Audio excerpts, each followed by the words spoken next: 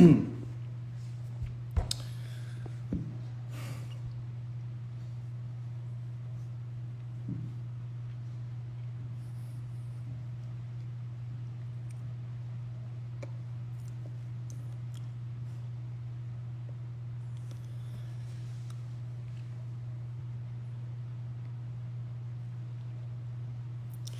guys, I'm just trying to process a lot of things right now. First and foremost, I hope everyone is doing okay. I am doing good. Could be better, but that's just a part of life. We just have to keep going, and moving on is essential part of just what I've been going through day to day. For the most part, this live was just something that I had no idea would happen. Just to give brief context, there was just a lot of things that were being misinterpreted, that were going around to the point where I believe, without, I think, this party's context, it would kind of result in a lot of people just speculating the wrong things time and time, and as that builds on, it kind of hurt a lot of the people in these parties, not just the party myself, but just parties outside of DPR. So just to clear a lot of these speculations, and also just, I don't know, I've never really thought about it, but for the first time, just being able to just speak on my behalf is such a fucking crazy concept. But I just need to get things out for myself personally, because I just never felt like I had an opportunity or a chance to do so. To be able to say that this is essentially something that I need is very much correct. And I too think that a lot of the different parties essentially don't really know exactly what I need or exactly what I want, let alone really have never really asked me what was going on with me. To just clear it for pretty much everyone out there, and even also the fans. The fans deserve to know so much of what is meant to be going on, and what is going on, for goodness sake, for the last 10 years, that it almost feels like it's not fair to even just keep going as it is. So to dead a lot of these speculations, in the hope that maybe from this, the audience can grab what they think is feasible, what they think is solid ground, context and evidence, and maybe you guys can bring to light and make your own judgments about the situation. But today I'll be strictly speaking on my behalf and my experiences alone, and the things that I went through, and hopefully that'll give you guys enough context to bring into it to this present situation. And I'll start from there. I think number one of the most important things is to give context to any type of material that if you are going to make, whether it be certain types of accusations or certain types of speculations, there have to be some grounded context in order for anyone to make proper judgments, I would assume. And for me, I think it's just been the hardest roller coaster of these last, I'd say, fucking 15 years, far out. So if I had to start, I would have to bring it back to the beginning, the very beginning of DPR. So where did this whole DPR shit come from? Like, where does this fucking movement even come from? So for me, when I finished high school, I wanted to do something big with my life. I felt like I've always had this calling, this gut feeling. I've always followed my intuition, and by all means, my mom was the biggest supporter of that, and I'm always forever going to be grateful. So that led me to my journey to Korea right after uni, and I was about, I'd say, 20. I just hit 20, I think. 20, yeah, that's pretty young. And, I was just looking for some people to create some type of movement because I just felt like there was something that I needed to do, and I just wanted to create just to influence and to inspire artistically. That was just my solid dream of wanting to create a movement. And most importantly, it had to be together with the people that I could truly trust and see my days on end with forever and forever. So I wanted to build like this community where, you know, people found a place to belong and everything. And, you know, that's what took me to Korea initially. So I went to Korea in my 20s, and then I met Live. That's where I met Live, and I felt like that relationship was fate and destiny. When I saw Live, it was just immediate connect. Like it was like an immediate connection where, you know, like you just don't get up. Now I don't have siblings really, so like if I felt like I really loved a brother and I really wish I had like a little brother, I guess that was Tabi. And you know, for me, like he was also my greatest joy. You know, like he was one of the biggest reasons why I found so much passion in the things that I do. So, you know, immediately me meeting him was like, hey, you know, he was just finishing school, and you know, he was about to take his next course in life, and you know, that was when the big talks were happening. And mind you, like I was dirt poor. Like I just got scumbagged out of all my money in the first 3 months. You know, maybe I'm just gullible like that, naive and stupid. But anyway, I just fucking, you know, like I was living in this one room fucking office tel, and you know, with that, me and Live, at that time, Tabin was set out to do these things. I'll just tell him like, hey, we're going to do amazing things, because what I saw in him was just this, you know, when you see like a star and then it's just kind of glowing in some people, and you just know like, oh, they're just meant for something. That's just how I felt when I saw Live. And at that period in time, you know, that was my way of really communicating to him, and really that's how we grew that bond. And, you know, his trust over that was something that I'll forever be grateful for.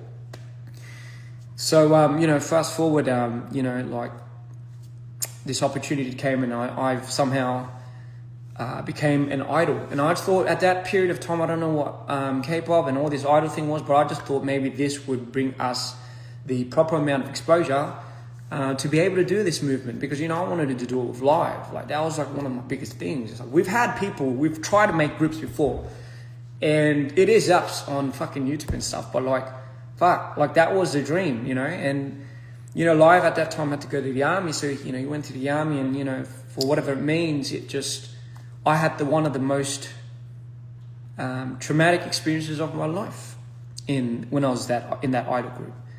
My years of being in C-Clown, and that was for some of you that don't know, that was the idol group that I called, was historically probably up to this date one of the most one of the most traumatic experiences of my life. If it really would change me forever, you know, at least to say. You know, like, just the harassment, like, just fucking, you know, fucking abductions and all that fucking shit. I know like, I've tried to do this interview with Dre, but I had to be, like, there are things I can't say, just for not even my safety, but for others. But fucking hell. Just, you know, sorry, I'm just on the fence of like, do I just fucking go for it or not? Just what they do to people, the humanitarian level is just, you wouldn't even treat anything in this planet. You wouldn't even treat your worst enemies like that. And it would be enough to drive anyone manic, or anyone to have some form of DID.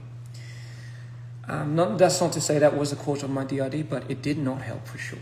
So I'll try not to expunge too much, but that was just, it fucked me over. Like it would be the epitome. Like if my first fall in life, where I truly thought I could no longer go on, and trust me, I always have to habitualize the idea that life is not fair, and things would just not work out in towards the favor of the good and the kind. But I sometimes refuse to believe that. So I always believe there's an authentic way of getting to people, and a more genuine way of fucking doing things. You know, like just fucking doing it.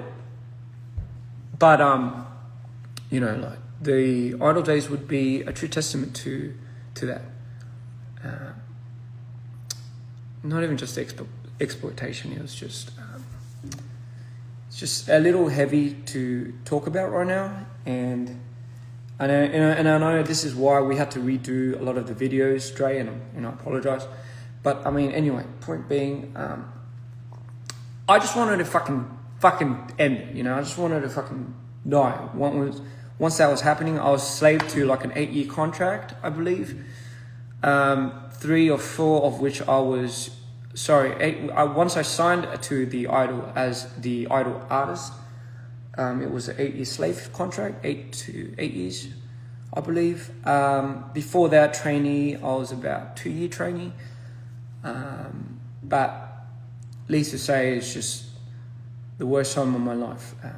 The constant abuse every day, the fucking manipulation, the violence, even not just for me, but for my members. I had an innate habit to always protect those around me.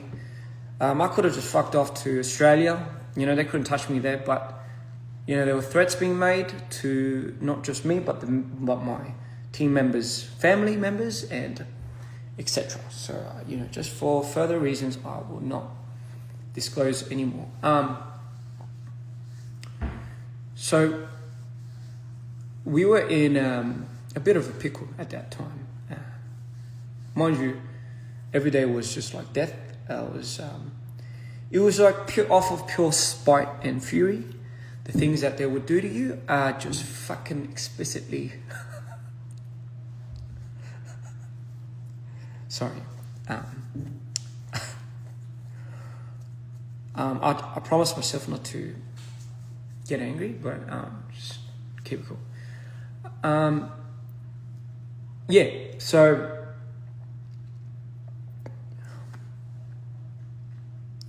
it took a lot just to get over that moment, and when I did, it was more like of a escape than things being resolved. And I'm sure you know, in today's day and age, even like just how the industry really works, especially not towards the favor of a lot of the idols.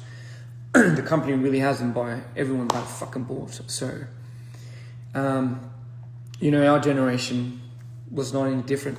And at that period of time, there was no real cause and push for social media and influencers and stuff like that. So, you know, we were pretty much held quiet. Anyway, so 8 of which we've only done about 2 to 3 years, and before that, after that, my CEO died, and by that time I had went through too many things to the point where I felt like I couldn't return to myself. I still remember, I think that was when I could not believe when I blacked out. That's when I started blacking out, ladies and gentlemen. Before that, it was not too bad, but then after those experiences, I started experiencing a lot of my blackouts. I'll say blackouts in long interval periods of times where I'll just switch. So coping with that was just a whole nother beast, but I knew for me to survive, I just couldn't conform to the level that I thought those scums could get to. I didn't know I could get that destructive, and not just me, but I did not know I would want to be that destructive to people. I just never thought I had it in me, really. So, you know, life was luckily there to take me out of those moments, and so I promised myself that day and going forward, that DPR would be the emblem and be the fucking sign to absolutely going against, number one, the system, which I fucking hated. And number two, most importantly, I felt like I needed to live. So my gauge was pulled back to the very existence of where I thought I just could not come back from. And I was on the verge of just ending it all, really. And, life pulled me back in, and it was like, hey, are we going to do this or not? Like, are we going to go hard at this movement? And I was like, yeah, you know what? I was like, you know what? Fuck it. No matter how beat and no matter how hard it's going to be, I truly think that I need to keep my promise, keep my responsibilities, and just fucking have a hack at life, really. So DPR was my salvation, ladies and gentlemen. It was the very thing that kept me here in this world. And that would be the start of me finding these people. Like Scott, I remember I didn't really click off with him at first, but I remember he just was broken. Like, this dude just needed somewhere to belong, and he was on the cusp of going back to the States, but I knew he didn't want to, and I knew he was struggling to find a place of his own. So my reach to him kind of felt like, hey man, like, I want you to feel like you deserve something. I want to do this with you. And likewise, we had like all these other people that I brought in at that period of time. One of which would be my secretary, which I would later disclose why that's such an important information. Where do I begin? Because I was held to a contract at that time, which disallowed me to continue any further promotion as an artist or put my name in any type of trademark or any type of form of media, I found a loophole where it was like, do I just make an alias? And obviously it's just as long as I don't promote under a certain type of label, I'm still allowed to make money from other forms, other fucking mediums. And that would be, ladies and gentlemen, where I would start videography. Mind you, before that, when our team was struggling, I had to be the contents and media team for my company, and I didn't get paid for that. We were in debt. Apparently, I was in debt. I don't this shit. I was in debt for about 700K, I believe. The number was $700,000 in debt.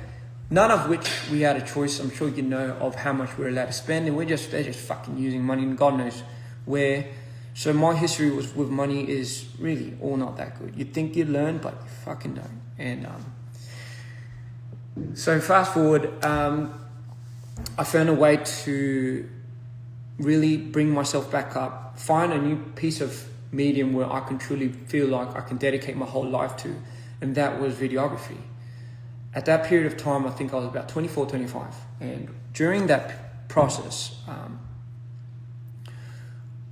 anyone that does production knows how fucking hard it is to just do lighting, from lighting to art, to shooting, being your own DP, borrowing those equipments, returning those fucking equipments, putting it on a hard drive, to fucking exporting and importing it, making sure those hard drives are fucking backed up, and location scouting, all of those shenanigans, I would do for the next year or two, solemnly by myself, and with some help from Scott, which, he would be the one that would just kind of, maybe if my art was here, if I made something here, he would maybe distribute it. When the phone calls would come in, he would pick up and he would be like, okay, maybe this will be your clientele. So just hooking up with the clients and stuff.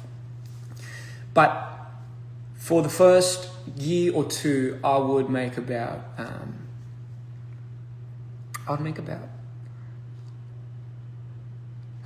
like 10, 20 videos for unnamed and unmarked artists.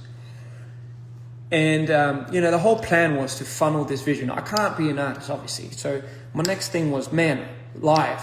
When he told me and he said he wanted to become an artist and he wanted to become a rapper, I believed it. Like, I believed this was the calling. Like, this was it. Fuck, bro. Here we go. This is it, man. Like, I was so pumped.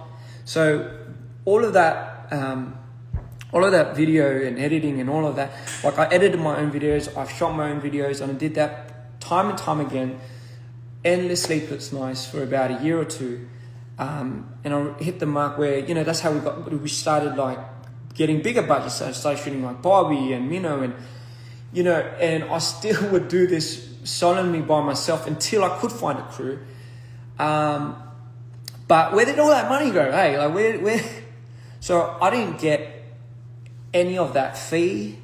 I got like a freelance fee from that. Because our plan was to get the money that we got from shooting all those videos, all right? So you know, those, imagine like fucking 20 videos, just doing it fucking. So all those videos that I've shot, you know, I just got like if you were to say, you'd probably get like 10%. Sometimes I'll get none. I think the reason why I say I got none is because if I had to ratio out the times that I would use more of my money to make that video look good, it would be me. Mind you, this is all, like, I held myself accountable for doing those things at the time because it was a choice. Ladies and gentlemen, it was a choice. I wanted to do that. So I don't regret doing that. I'm just saying all of that money that I've ever made in the last 2 years of shooting, editing, fucking returning all these things like equipment, carrying like all those things day in day and after 3 days of shooting, sometimes full, was being now put into like this little capital. We did not have any investors. We did not have anything. So our money mule was literally just what I shot and what we could get in. Come on, what we could fucking draw in. And you know, everyone was playing that part at that time. With Live was making his music, and you know, like when I heard Live's first track, like Till I Die and all of that, I'm like, bro, this is it. Like this is like the golden calling, man. Like, bro, I just knew it. Like this song at that specific moment in time, like no one was doing it. No one was doing it like him. Like no one was talking about real shit. Everyone was struggling. Like everyone. When I see Tarbin, I was like, man, I gotta help this guy. It doesn't matter if I'm struggling. I gotta help this brother, because just if I didn't, I just felt like there's just no other means of going by. Don't even ask me why. So I didn't care if all of that money that I ever like worked to get, like if that money was being now transferred into investing into Tarbin's first album, right? That would be the place to put all your money into. We went fucking all in. We put all of that work, all of that money into Tarbin. And thank the Lord we did that, because for me, that was the only thing that kind of kept me up on my feet. Like, it was worth it. Like, don't get me wrong. Like, for me, that was the pinnacle of why I was doing it. It really was. It really was the pinnacle of why I needed this to happen. And, you know, like, I was thankful to Scott. I was thankful to Chumble. I was thankful to Live. I was thankful to Cream. You know, at that period of time, like, these boys were the boys that kind of ended up at that last big, at the scene of, like, now, from here, guys, we have to now hold hands and let's go in. All right. The thing is, like, I mean, I don't even fucking know, like, to be honest now, knowing what the situation has happened, like, I don't even know how much money Scott would have taken or something. I don't even know at that period of time if that thing would have fucking started.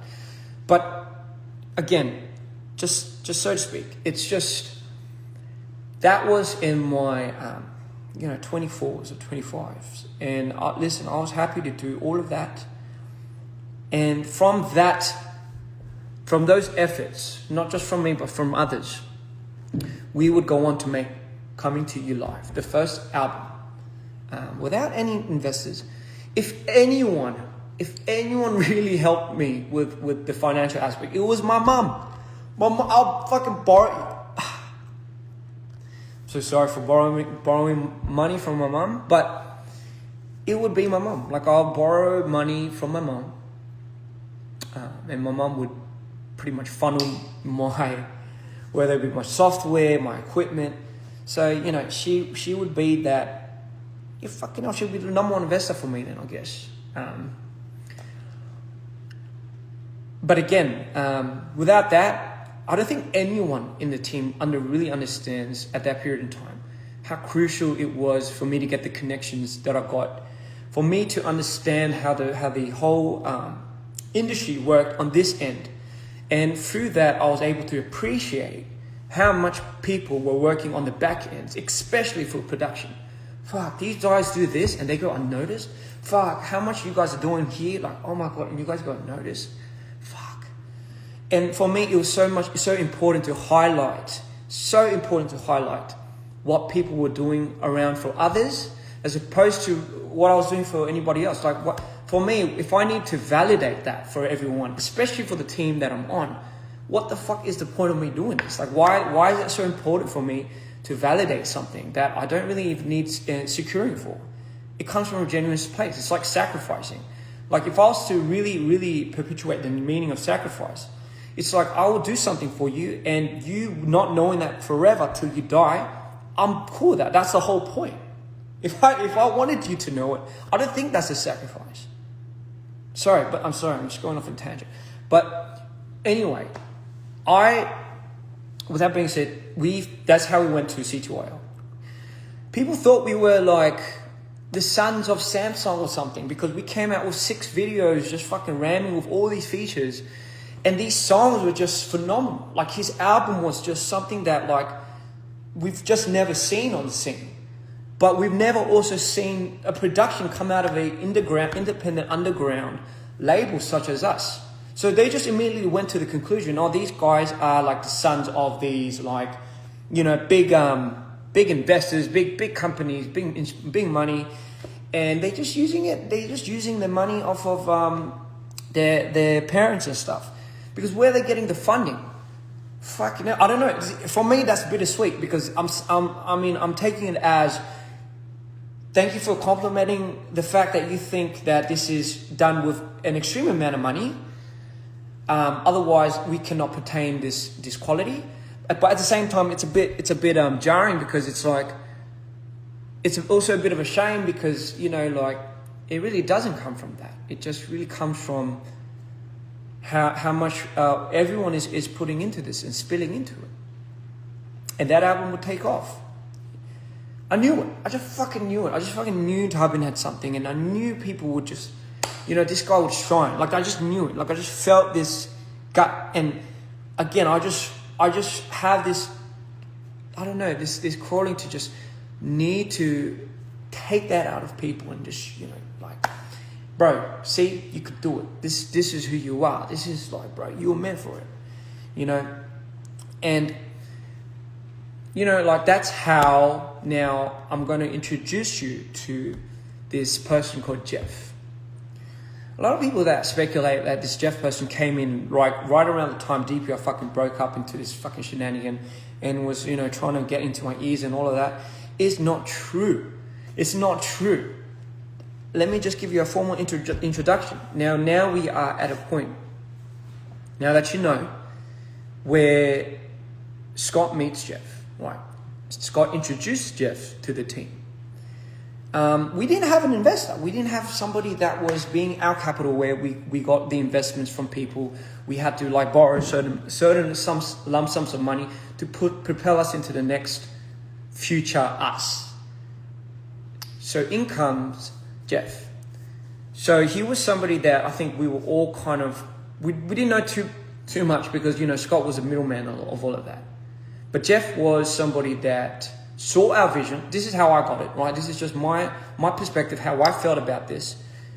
So Jeff saw us, believed in our vision, because at that period of time, like, oh, who are these kids on the block? Believed in us, and just decided to, hey, have just a fair go at these kids. And I remember, like, he provided us the facilitations, the fucking space. I'm sure our fans know the space that we had long time ago in Korea. Our office, that was all provided by Jeff. He would provide us with new equipment, new materials, new mic, new cameras, all of those things to pretty much fund, I guess you could say, the next thing. Because at that period of time, I just wanted to stop. I just wanted to stop shooting videos for third parties. And I wanted to really, really focus just purely on our own dudes. I mean, could you blame me? Fucking shooting one of those videos took at least 5 years off my lifespan. Anyone that works in Korean production, especially Korean production, knows how fucking hardcore it is. But you're doing that at 25, especially with the system that people are so very against. It has a ingrained hierarchical system where they see somebody such as that, a figure that's like 25 and like, you're the director, and you're just having to constantly fight for every single fucking thing you have to do and prove to yourself is another maniacal war that I just thought I would not get into. But for better or worse, it shaped me into becoming the resilient person that I am today. And I'm truly, truly, truly blessed for those experiences and those moments that would shape me into the person I am today. So with that being said, did I want to do that constantly for other artists and other companies? No. I've wanted to focus on typing. Like I wanted to focus on our dudes. Like it didn't mean anything to me at the end of the day. I was doing that so we can make money, right? None of which obviously I was pocketing. I just needed to know that was where our income was coming from, so we can go to dudes that we actually believed in and we loved. In comes Jeff, and he gives me this. Okay, just personally gives me the space to let that down. That's a huge part. This is something that, again, like I don't expect any of our other team members to understand. But if I couldn't let that down, I couldn't go on further doing the things that I had to do. Shooting, renting, fucking lighting, arting, and fucking editing day and night. I did not want to become the world's greatest director. I just needed this tool, and I needed to believe that I could believe in this tool to help our vision on what we wanted to do. People had a choice. People wanted to become the artist. People wanted to become the management. They wanted that. They had the role to fulfill, and they fulfilled it. Now, what you guys say about what you do and how much you do, it's like, it's all fine.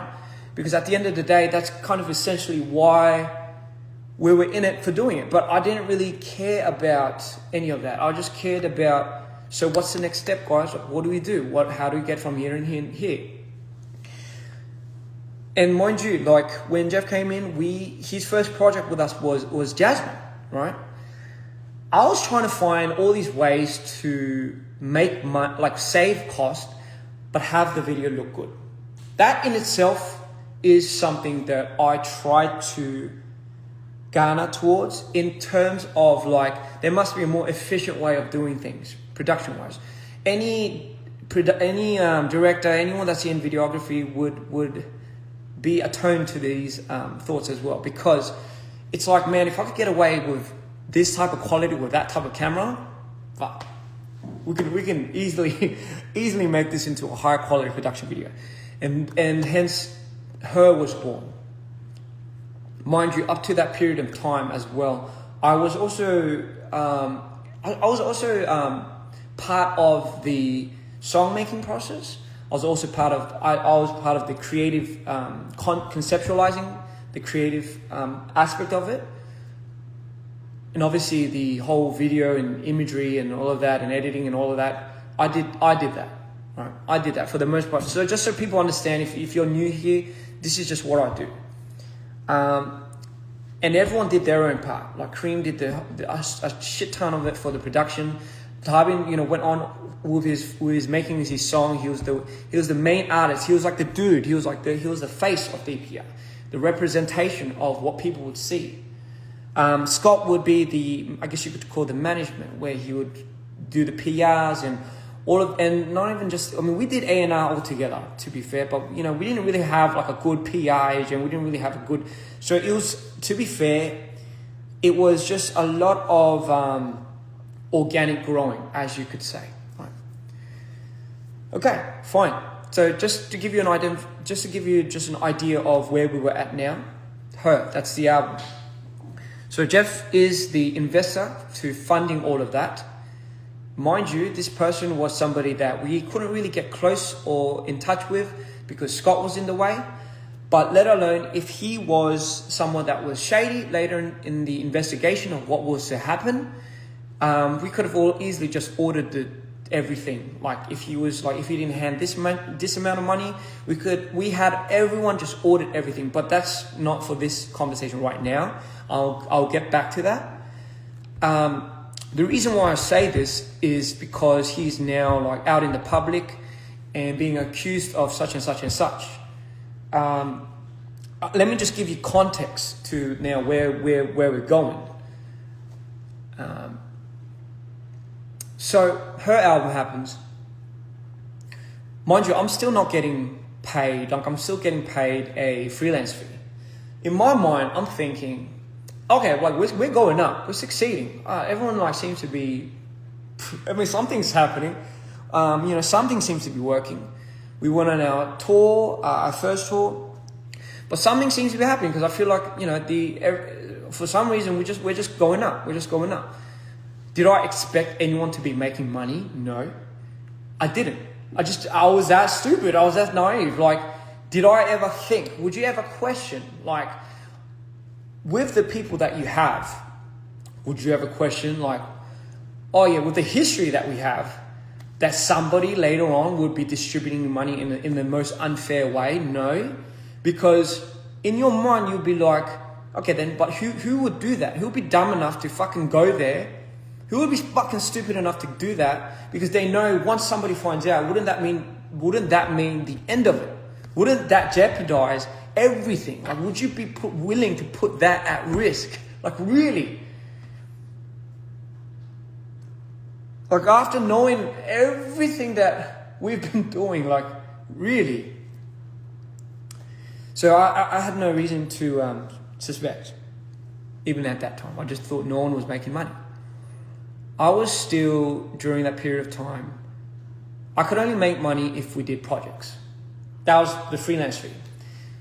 Mind you, part of the big reason why we never really discussed the ownership, I guess you could say, of DPR was because everyone knew that I had to be a big portion of the ownership of DPR.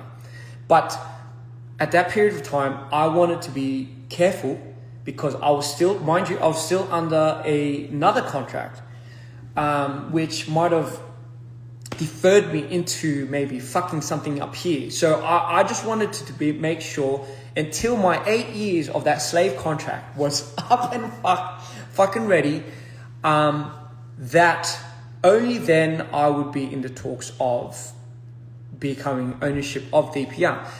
I was cool with that. To be honest, I don't even fucking care about that. But fucking hell. Anyway, sorry. Sorry, calm down. Anyway, so mind you, at that period of time, the reason why I say this is because once my company started seeing, not DPR, but my former idol company, once they started seeing that I was making money, or well, what from their perspective, like DPR was going up, they struck a deal with me. This motherfucker struck a deal where he was like, give me a cut and percentage of how much you're earning with DPR. In return, I will probably find a way to shorten your contract sentence. Like your he was bargaining with me. The audacity. Sorry, it's just my day-to-day. Fucking hell. And that was the reason why, because I know they were onto me. So I did not want to give any type of leeway into having a possibility that could fuck up and be a liability to our future state. So that is initially why I think we were cool with just kind of having Scott as the placeholder. We did not give any meaning otherwise to that, and we all agreed. That's how we all knew it. I mean, I don't know if that was his fucking way of tricking us, but fucking hell, we all believe it. Like, that was just a name on paper. You guys got to understand, the reason why I say context is so important is because our structure, DPR structure, is one like none other that I've ever seen. So you can't really even formulate a blueprint for this. Because I'll be honest, the person that is really getting freaking screwed here is me. Like I'm already, like the system, someone like me, I know it's already rigged for someone like me. Like I already know it's fucking rigged to someone like me. To me, I'm like a fucking gold mine to somebody that could do this and this and this and this and this, but not get paid for this and this and this and this. Anyway, point being, I just had to make this clear because, again, where I'm trying to go to is, all right, so if Tarbin stops at any period of time, like if it just stops, like, oh bro, I can't make music anymore, the money flow stops. Meaning not just the money flow, jobs. Like we all about 15 of us at the studio are like, what do we do now? That's when I decided to make Instagram TVs. I'm sure, again, for my OG fans and stuff, I know you guys know what I'm talking about. I had to find another means of making videos. So when, our artist got into an artist block or a slump, as they say, we had to find a means of trying to keep funneling some type of cash flow. This stress would be always on my mind. Like because again, like I can only make videos off of one-offs, right? I can only assume that nobody's making any money because fuck, if I'm getting this much, like I'm just imagining how much everyone else is getting. Like it's just jack shit. At that period of time, Scott was living with his mum and dad. I believe everyone else was renting. So for us to be able to pay rent and still strive and still pull off the qualities that we have to do and put our own fucking monies into it, like it was a day to day. Like I did that I did that since C Clown. I mean, how much more is it going to hurt me now? If anything, this was healing me day by day because I was finally being able to do the things that I wanted to do with the people that I loved and with the people that I believed in. That was everything for me, everything. And so I turned a blind eye, and mind you, I'm not somebody that's so into finance and so into like money. I hate making it about that. I understand the importance of it because it's important for other people and they value it like that. And because they value it like that, and if they're part of your team, you should also be acquainted to caring for that. I understand that now. I understand that. However, for me, I'm just someone that needs money in order for me to just put it back in to do bigger things. That's just the reason why I see it.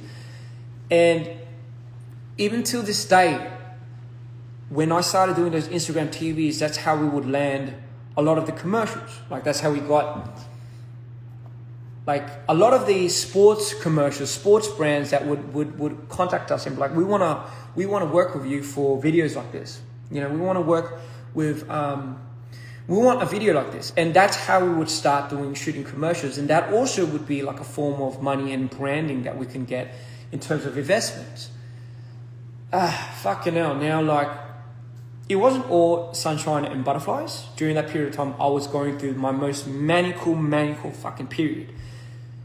Because I was having to deal with my bipolar and my depression and my switches from what C-Clown had done to me, and I was still not being able to process it during these periods of times.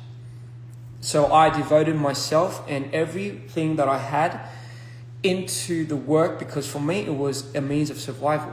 If I did not, if I had even just looked under the rug in which I swept all the shit under, I knew it would fuck me up. And I made a promise I'll never go back there. I'll never be the person that I was when that had happened to me. I solemnly promised me and my brothers and my family, just fucking keep going, just keep it going. You got this. So there were periods of time where we would experience I guess you could say a financial loss, for example. Like, for example, is anybody out there for Tarbin's album was something that we took a huge financial hit to. I thought, man, if we kept doing production like this, or if we kept doing stuff like that, it would be something that I thought we could still be able to process. But once we took a hit after like a long period of time, it was so hard on Tarbin. It was so hard on Scott. It was so hard on me. It was also so hard on Jeff. Because I was there. I was there and I saw all of that. Like that was the first time I saw Jeff. And honestly, that was the first time I kind of got to know him a little more because, you know, like I thought, fuck, like what's happening with all the money behind the back? Like, is this guy like, because I was very attuned and very sensitive to not wanting to really disappoint a lot of the people that believed in us. But at that period of time, I knew this guy was like losing so much money because of how much, so he had to, like Jeff had to go out and convince these big heads to reinvest in us, right? Even when we were at a deficit of like just such a big financial loss, and part of that I've always blamed myself because of just the amount of money absurd amount of money that I think I use in some of the videos. So I never wanted to put Tarbin in a situation like that again. Like I promised myself at that period of time I never ever want to put Tarbin or anyone, but Tarbin mainly, in a situation like that ever again, like ever. So, because again, financially, I didn't fucking make anything from that, but still, it is what it is today. Amazing album, but still, it took a hit. So now I'm just stressing out about how do we bring this guy's spirits up? How do we bring this dude's spirits back up? But also, how do we create another channel where if something has a slump, like maybe we could do this. Mind you, all in all, while this was happening, I got news that my contract had ended fucking ages ago, and the CEOs of that company were just hiding it from me. And I heard this from a member, and I was like, why didn't you just tell me? Because, and you know, obviously he was threatened not to tell me. But that contract was terminated ever since my CEO transferred to another company, dating the old company. But they held such a fucking good facade, and that threat just held so. If you're getting fucked every day, constantly, 24/7, it's like you can't imagine the headspace you get into, the trauma response, the PTSD. Like you just don't. There's no place for you to have any critical thinking or whatever. There's just no place for you. It's just survival. So when I heard that, I thought everything started aligning. And my first decision and first thought was like, okay, it wasn't like, oh yes, let's have a conversation about revisiting like the shares and everything for DPR. No, it was, and this is what me and Tarbin would always talk about. We were like, hey, isn't it our job as creatives to create? Yes. We should have some interest in what's happening with the money aspect. Correct. But if we have these brothers and, you know, we trust them with everything we're doing, shouldn't they, in their jobs as management, business, finance, whatever, be the first ones to reassure us, like money's being used like this, like this, like this, like this. Like, you know what I mean? Like, especially knowing us and knowing him, like characteristic-wise, wouldn't you also expect that? But now, you know, I just always say, expect not to expect. Simple as that. And the reason why I say this is, so my next point was, okay then, maybe it's time for me to start my artist career. And me and Tarbin always talked about this. Like, fuck, wouldn't it be amazing if we do this together? Like, wouldn't it be so fucking amazing if our universes eventually later like collided, and like this whole story that we're element of being an artist together was what sold it to me. Like, it really was. Like, it was. Time and time I'll tell people in the interview, I was on the fence of becoming an artist. Because for me, becoming an artist only means I'm projecting and too much more power onto my mental disorders already. Like, I didn't, that risk to reward ratio was something that I just couldn't imagine, like what was to happen to me. But for me, it was, I felt like it was time. I feel like it was time to really, really start that lane of like becoming an artist. And I thought everyone was happy for me because like we're in the same boat. Like I just thought, bro, like, why would he be happy for me? And the first response I got from,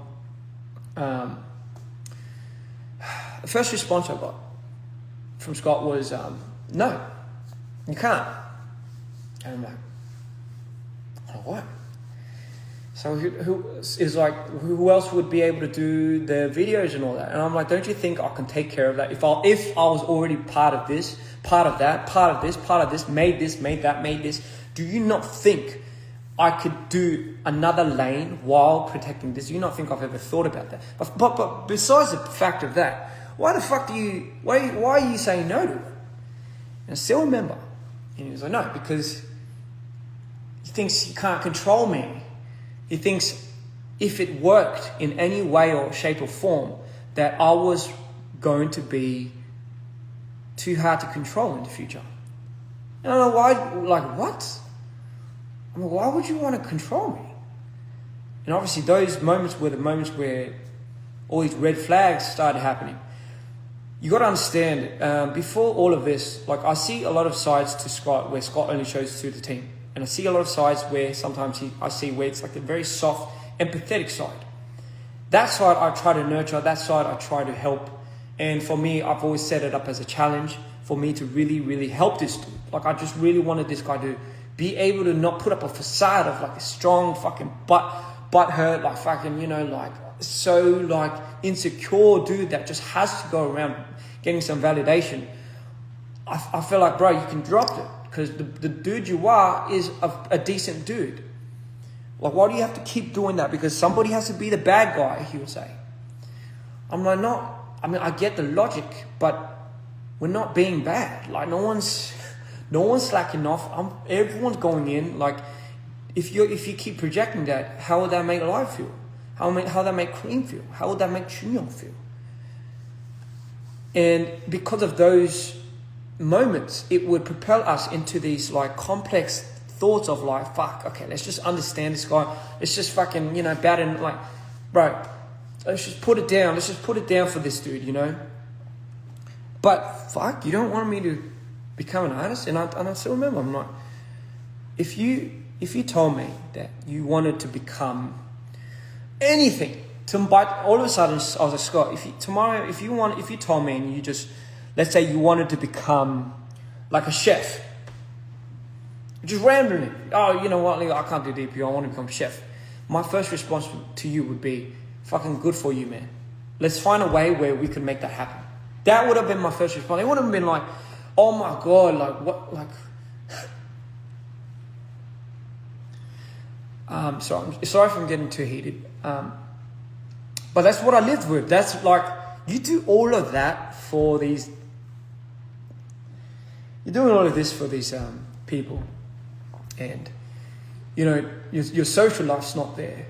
You're blacking out every day, every night, every now and then at home, not understanding what you're blacking out to, and you know you think deep down everyone's not getting a piece of the pie, and everyone's putting their money. The reason why I thought no one was getting a piece of the pie was because, as any entrepreneur, everyone just has to invest initially.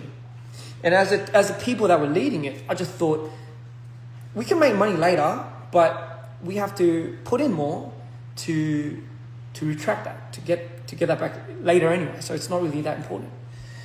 It's about how this guy looks, as opposed to oh, let's skim out on this and, you know, let's like settle for this. Like, you can always find ways to make money, but you can never ever find ways to rebuy certain experiences in certain moments. Like, those are just everlasting, and those are just timeless. They are things that pass after a certain time. Time is like that in general. Everything that passes will never come back. So for me, it was just more important to reinvest into moments where I knew would be historically just there forever, permanently, as opposed to like, oh yeah, let's just have the money later on and just use it then. It just didn't make sense to me. So I just thought, okay, everyone was fucking pouring their pockets out. No one was really making anything from this. Because everyone would just be complaining about how much money they're not really making. Everyone was struggling. Cream had to sell his car at one point.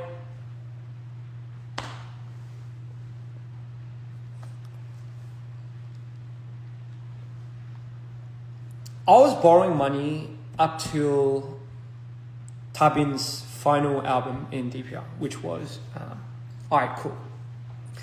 I Cool, mind you, I did 2 videos on that, and I started doing the whole run and gun thing where I borrowed the equipment again myself. I'll do I'll be the DP, the lighting and everything, and I'll find all these fucking locations over the span of the next 2 months while I debuted, by the way.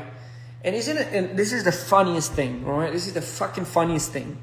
If you're an artist, right? If you're an artist, you say you're the artist, and you shoot and direct and edit and everything of your own video. So how do you get paid for that then?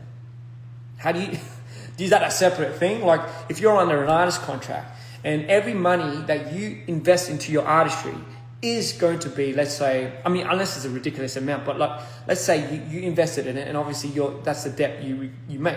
Unless you could fucking start knocking it off of your streams and stuff, you're not going to see any way or means of making any money back, especially. And then what about the whole editing fee? What about the whole VFX fee, the color grading fee, the director's fee? Shouldn't that be all separate? In a perfect world, that would have been so fucking amazing. Why wasn't that conversation ever brought up? I don't fucking know.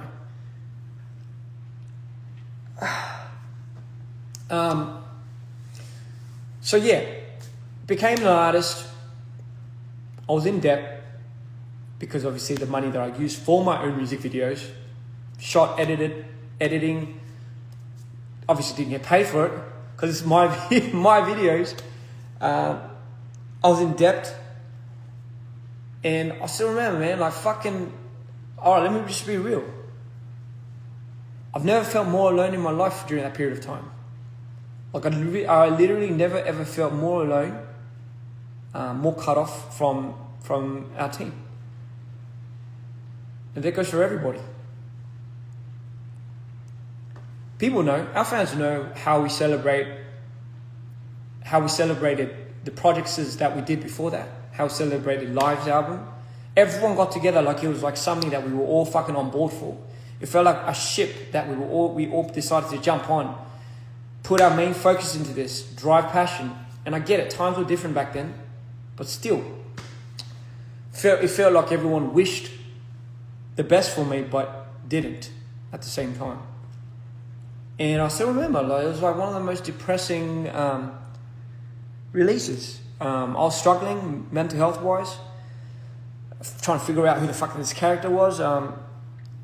That has been with me all my life. So, you know, look, I started feeling the disparity, I guess you could say, from my peers around me. I guess it was just something that I never really could explain, but it felt like I was just doing it all by myself. And I still remember, like, I told a few of us, you know, I told a few of you guys, I was like, man, like, what I feel so alone doing this? Like, I wish I could have you guys more present. And they're like, you know, but we don't know how to help you. And it's like, I get it, but it wasn't like help or advice that I was seeking. It was just connection and company, really. That's really what I was looking for. But I guess it was such a foreign thing because, you know, we were just a group of guys that, you know, really didn't really express too much to each other. It was all kind of really said and done. Everyone had their own agendas, and I guess it was just something that I'd never really thought was a big thing until I guess it became an artist. And I was like, oh fuck, I hope I'm not like stepping on Tarbin's toes. And that's just a thought that I never thought I would have. Like just that thought was something that I was like, fuck, what if he feels this way? What if after I've been really, really just giving him like all of this and then I stop, how would that make me feel? And I was like, fuck. I was like, is that why? And from then on, because again, like the feelings that I got from all these things, I was like, man, I can't really have something truly that I think I want without kind of mingling in a lot of people's minds. And I started going there. I started thinking about that. And it'll just be an automatic response. I hope you guys understand the relationship that me and Live have is such like where I will see him and I would imagine like, for me it's, I need to protect this dude. I need to make sure this guy's good. I just need to make sure like this guy's like happy first and foremost. That's just more important to me. And this guy's all right. So maybe like I was like, oh fuck, am I tripping out? If I did this, I'm like, oh my god, if this guy feels some certain type of way, like because in my mind I just thought that was just another world that probably could have happened. Again, this is just my personal thoughts. I'm not saying that he was like that. I'm just saying this as just my thoughts and the way I kind of started developing my mind.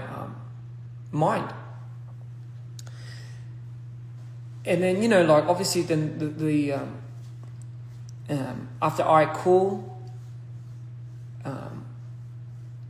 oh yeah, right away. Like I found ways to shoot videos in a very minimal budget way, and thankfully for that, Tabin said he started profiting again, which I was so happy, over the moon for. That was the whole point of me doing the whole run and gun thing, shooting 2 videos, summer tights, yellow cab, and I had to re-edit another video, all at that expense and that cost. I did a lot of things that made things clutch. If things were being thrown at us in a way where we weren't allowed to like come out with that because it was just so bad, I had to fucking do something about it. Did I get paid for it? No, fuck. Just thought, but fuck it, who cares? Just thought everyone was fucking living like that. So like, yeah, man, fucking those details, like there's just so much more, but I don't want to keep fucking just staying in this moment. Sorry guys, I want to just move on. Tour happened, right? Before the tour, Mida 2. So this is where everything started fucking getting weird. One day, like, I was like we were doing Head in the Clouds. I think first LA show ever. This is when I debuted. This is the first time I went to LA to do Head in the Clouds. And during that period, obviously the conversation started happening because I became an artist. It's like, oh, let's start. Me and Tyler were like, let's start talking about the rights to DPR and the shares. Because now isn't a good time to bring that up, because my contract ended, and like to see where really how much money this was being kind of, I guess, distributed towards. Because during that period of time, Live was having exemplary examples of certain different other artists that was making this much as opposed to how much we were making. And it was shady because come to think of it now and really seeing the artist contract that Live was signed to, no one had any idea. No one had any idea. We had no blueprint to go off of. So whatever we thought was fair, or whatever Scott thought was fair, we just kind of like, all right, yeah, I guess that's it. Because how do we know? We're fucking young, dumb, and stupid, and we're just naive. So everyone is accountable for that measure. It's not just Scott. It's everyone, right? Like I'm accountable for like not being as knowledgeable, but that's what life teaches you. It teaches you to learn, grow, and experience. And sometimes you just have to ram through it. So fast forward, okay, that's when all these questions started arising. Bro, how much are you really making? Fuck, I don't know. But like my friend here in this company is like fucking making this much, and his streams are like this, so what's the catch? So then, I still remember, so that was our first conversation we had with Scott. Yo, what's happening with this whole like split ratio thing with DPR? Like what's really going on? What is really going on? I thought you said it didn't matter. I thought you said whose name's on the, I guess, shareholders list for DPR has the trademark. It don't really matter because that's how we would play it off. Time and time, I tell you guys, it's not like we've never had this conversation. We've had this conversation time and time, but it would always come to the conclusion of like, bro, that's not how our system works. That's not how the money's really distributed. That's not how like things just work around. We're a unique blueprint, which I agree to, right? I understand we are a unique blueprint. Now that being said, like how do we, bro, like that's when, Tywin started getting mad shifty about Scott. And, I complied because I thought I was like, bro, if it's like all said and clean and if it doesn't really matter, like why are you so like adamant on not wanting to show this or not wanting to do this and that? So it started building up from there, as you can imagine. It started really building up, and Tywin just got more and more like, fucking started catching on. And I was in the middle of making Mitre 2. And again, for me, it's just like, fuck, I felt like I was just starting my artistry. I just felt like I was just starting my journey into this whole like, fuck, you know, I get to express myself. I get to like finally open up about my past traumas. Maybe this would be the healing journey and the necessary step that I need for myself. Fuck, maybe this is it. And henceforth, like, Mighty 2 happened, you know? So for me, you gotta understand, like, my perspective of this was like, yeah, fuck, I don't know if there's fuckery, because I refuse to believe someone that I care for personally, could be at the helm of doing all of that. And for me, and number 2, you know, again, like, I just couldn't understand, like, what, like, you know, if that was to come to the light, don't you think that would fuck everything up anyway? So, like, why would anyone do that? So, you know, fast forward, like, I remember Tarbin coming in during when I was making Mighty 2, and he was like, "Hang on, like, fuck, you got to stop this. You got to stop this right now." You know, it's like, everything you've done, like, it's owned by this motherfucker. And what if this guy owns it completely? Like, what if he doesn't give it back? And I was like, oh. Like, I've never really thought of it like that. Like, I've never really thought about somebody else owning certain trademarks or something and running off with that. And I understand the importance of that for every artist, because you, as an artist, if you contribute and you dedicate your whole life's purpose into making something, you would need the rights to that. And obviously that, in these days, today's day and age, is masters. It's like, who has the rights to certain masters? You hear about it all the time. Big artists is buying their fucking, buying their masters from other people, buying their whole fucking list. And it's a huge thing. It's like, you want to be the owner of what you truly deserve, like what's rightfully yours. And I was like, man, this can't be a hard conversation to have with Scott. Like, if this is something we have just figured out, then it's probably time for us, as the individuals that have just figured this out now, to bring to light. And if it's something that we all were just not knowledgeable of, then there should just be no malice, you know, as opposed to like, hey, fuck you, you know, fuck you for this. But again, I was also a victim to this, so I just thought, okay, you know what, you're right. This guy is clearly very, very, very like upset and bothered. And if I'm being completely honest, seeing Tarbin upset bothers me more than the actual thing. And I know that's kind of weird, but I can't explain anything otherwise. Like, I can't lie to you. That's genuinely just how I felt. So I decided to at that period in time, to stop Mitre 2 for a bit. And then you know, my mum calls, and this is when my mum starts getting involved with this whole thing, because my mum is very intuitional. I trust my mum.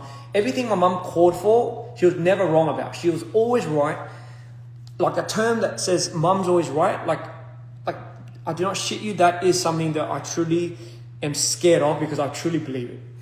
My mom's intuition is none like other, and she told me to just keep going, because, you know, it's just something that I had to do for myself. I'm not used to that term, do it for yourself. I'm not familiar with that term, and because I'm not used to that term, do it for yourself, even that period of time, I struggled to do things for myself. I felt like if I did things for myself, it would be the epitome of somebody else's, at somebody else's expense, whether it be their mental health or whatever. It's fucking toxic, I know. But anyway, I just thought, okay, fine, let's just keep doing this, but let's still hear this guy out. And I moved to LA, you know, in that turbulent fucking turmoil of a time, while we were scheduled to do our first regime tour. And this was such a big deal because, guys, this tour was the first tour that me, Tarbin, and Cream, and yeah, pretty much us three, and Arctic, were going to be like together as like a unit on tour, on stage. More important, me and Tarbin just being together as a unit on tour was something that I've always wanted, iconically, just something that I've always imagined to be good, and I know him too was somebody that would have saw that as that. But obviously, as time developed, you know, like, I think Tarbin got his, Tarbin got a hold of his, I guess, up till now, how much he was making, and up to that, like, he got all of that, like, pretty much audited and kind of printed out, and you could see it. So I remember he came to me and he's like, oh, guess what? Like, this is, bam, like, this is crazy. This is how much I was making. And mind you, like, I don't nose into that. Like, I don't put my nose into like, oh, how much are you making? And, I would imagine a lot of people are like that anyways. But I still remember seeing, I saw the amounts of money that he was making over the last 8-7 years. I mean, sorry, not 8-7 years, but as an artist, from when he started becoming an artist. So the period of 3-4 years, I believe, 4 years or 5. And I remember seeing the amount that he made. Mind you, he was being wrongfully misplaced as well. But you got to understand, like, in my mind, I thought there was like a certain number that everyone was making. And I just thought it never really passed that. So when I saw the amount that he was making, even that was like something that he wasn't even meant to make. He was meant to make way more. That like shocked me to the core. So remember, I'm like, bro, if you're making this much, and this was like a big problem for you up to this point, how fucked was I getting? Now, how hard was I getting fucked? So, like, holy fuck, you were making, like, you gotta understand, like, I just didn't, like, I couldn't comprehend that. Whoa, we're like, yo, like, it made me really reflect. Like, it made me really reflect on how much I was really making for any of this, like, really. And then I started tripping out, like, fuck, like, yo, like, I've never really seen that amount of money being made before on one term. Not even like just one term. I'm not going to disclose the amount of money that we've made. Just know I had to fucking, like, I had to think. There was a period of time where I told John, and this was during iCool, I was like, maybe I have to start working at the convenience store, like, as a side gig. Like, legit, I was like, I'm looking into doing a side gig at a cafe, or fucking hell. Fuck. But, like, anyway, point being, like, that'll probably give you a good idea of what I was fucking struggling to make amends with.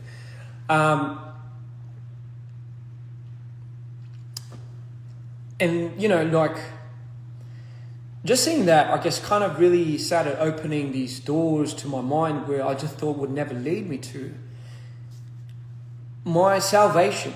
Bringing back the idea of DPR being my salvation slowly started taking hits. And you got to understand, like, my idea and identity built on this whole idea of believing in a team and believing in the people that I love. Even showing all of the people necessary to my disabilities was a big thing for me. I had a hard time opening up about it. Scott was one of the few, if not the first person that I've ever opened my switches to. Which is probably why I'm a little bit more angry and a little bit more upset that things happened the way they did. Because I trusted him with all of that.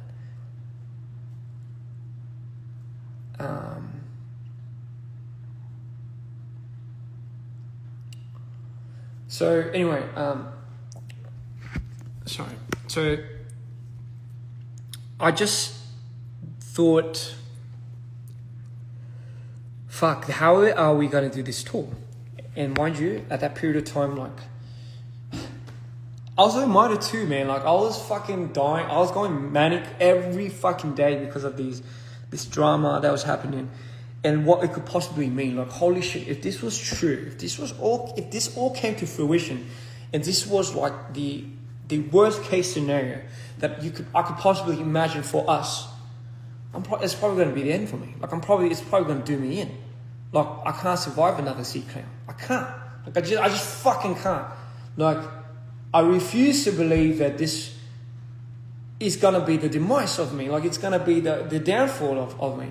And I was tripping out because, like, everyone else was tripping out, and once these things started coming to fruition, and we're like, oh my god, bro, did you know that this was being mishandled? Like, here's the thing, right?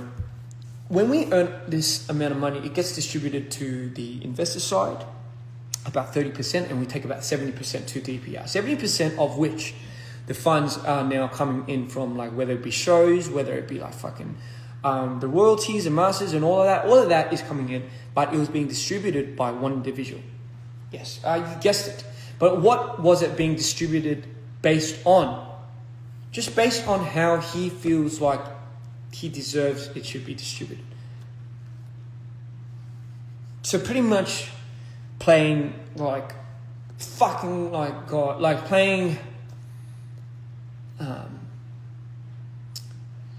just what he thinks it deserves, how much he thinks somebody deserves in this period of time. Incomes like the secretary that I told you I brought in. This guy I've vouched for ever since I came to Korea, right? I will not name him, but he's my first friend, one of my first friends in when I first came to Korea. So when I was 21, he was one of my first mates. I gave him a job when he came back from the army. He didn't know how to do any of it, but I trusted him because obviously I thought I had him figured out. But it turns out this guy that was handling the receipts and talking on the phone for all these people that on the finance side, or so secretary is kind of the right term. So under the table, he made more in a year than I had in the last 5. So 5 years of what I made in DPR would be less than the 1 year of how much he made in a year. Fucking shit. Sorry.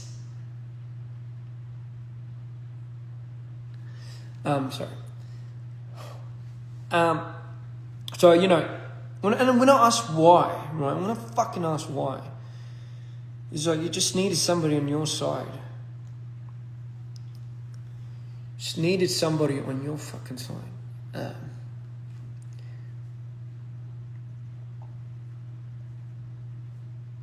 Those instances where I had to borrow money. I remember as I was editing Mitre 2, fucking manicked out. 6 days out of the 7, just couldn't sleep.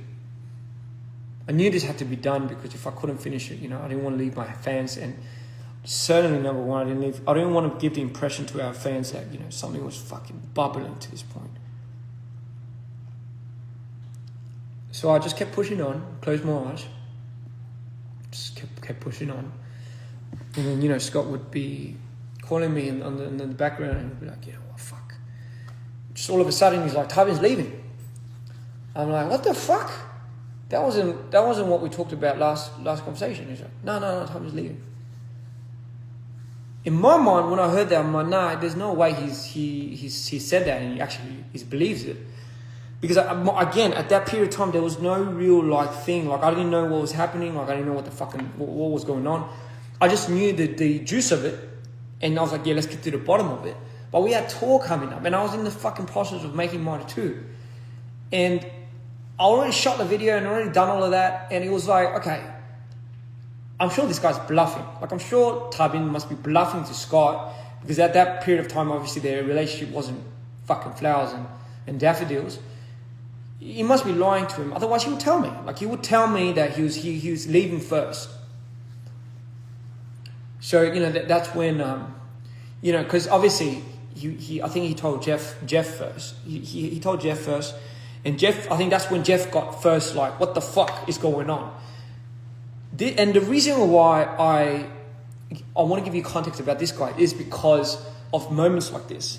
If he was anywhere near in on these things, it would have already fucking came to light. My mum had found the best lawyers. We already fucking went through this time and time. But that's not the point. What I'm trying to say is, Mitre 2, Live said he was leaving. I had to finish fucking editing. Scott was on his fucking on the ground melting, having a panic attack.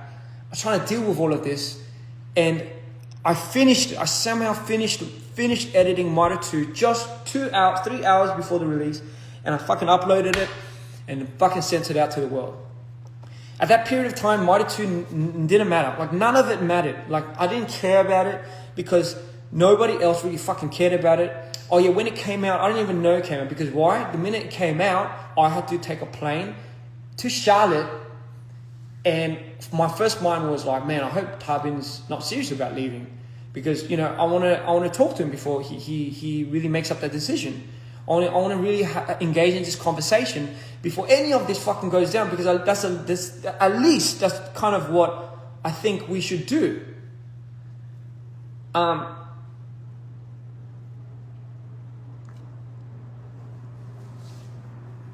So Mitre 2 comes out, nobody gives a fuck. I don't give a fuck, and we just go and fly to Charlotte. And I still remember the first thing I went to, because Charlotte is where we were prepping for a month before we went out into the world with our tour. And I just remember thinking, oh my God, there's no fucking way this is happening. Like, there's no way that this is happening, and we are not doing, like... So we went, and I was like, Tarbin, like, you gotta be straight with me, man. Like, are you really leaving? I was like, no, I'm sorry. Are you leaving? Like, because I gotta know. And he's like, yeah. I'm like, fuck, man. Like, and you know, like, this is when we will have these conversations. I'm not gonna go too much into detail, but you know, I still remember, man. Like, I was like, man, if you made this already, bro, like, why don't you fucking just tell me? Like, and I understand why. Like, this is the thing. I understand this unconditional line sometimes where Tarbin has his best interest in me. I'm not saying he doesn't. He has his best interest in me. But sometimes because of that unconditional line, that just it's a bit hard for him or me to cross. You know, some things I think he wants to just handle it on his own. But you know what? Like, the reason why I'm saying all of this is because I never really find the appropriate time to ever talk about how I feel about any of it. Like, really, ever. It fucks me up, because it's just like, man, if I see this dude suffering, I'm like, oh, bro, I can't. There's no time for me to suffer. Like, this dude's fucking at it. And I still remember, I'm like, man, what would it take for you to... And by all means, like, I was so over the moon that he had finally found his edge. Like, he had finally found the confidence to want to do something of his own. That was his dream. Like, he wanted to do something of his own. I didn't know it would come at that time. I just thought, man, like, we were doing this together. Like, I thought this was like our thing. Like, I thought this was like the whole point of it. Like, if Scott's out of the picture, don't we get the keys to our kingdom? Like, can't we just work this out with Jeff then, right? Like, is it that much of a hard problem? I don't understand what's getting in the way other than Scott. So, you know, my thing was like don't go away. Like, just stay here. Because my mind is starting to split. And, you know, like, I just need somebody. Like, I just need just fucking people. And, you know, like, when I heard, like, okay, this guy was already kind of, like, dead set on wanting to leave. And trust me, like, if you're going through your first fucking trauma and you're going through, like, the first, like, your road trip to becoming, like, a fucking villain, your villain arc story, as they say, there's nothing that's going to get in your way. There's just nothing. And when I saw that, I'm like, immediately I thought my C Clan days, like, oh my God, like, this guy would have done it. Tarbin, out of all people, is a responsible dude, but when you get that obsessively into his mind as you did Scott, when you fucked him up with the whole, like, paranoia with the money thing, you fucking did it. You really done my boy in.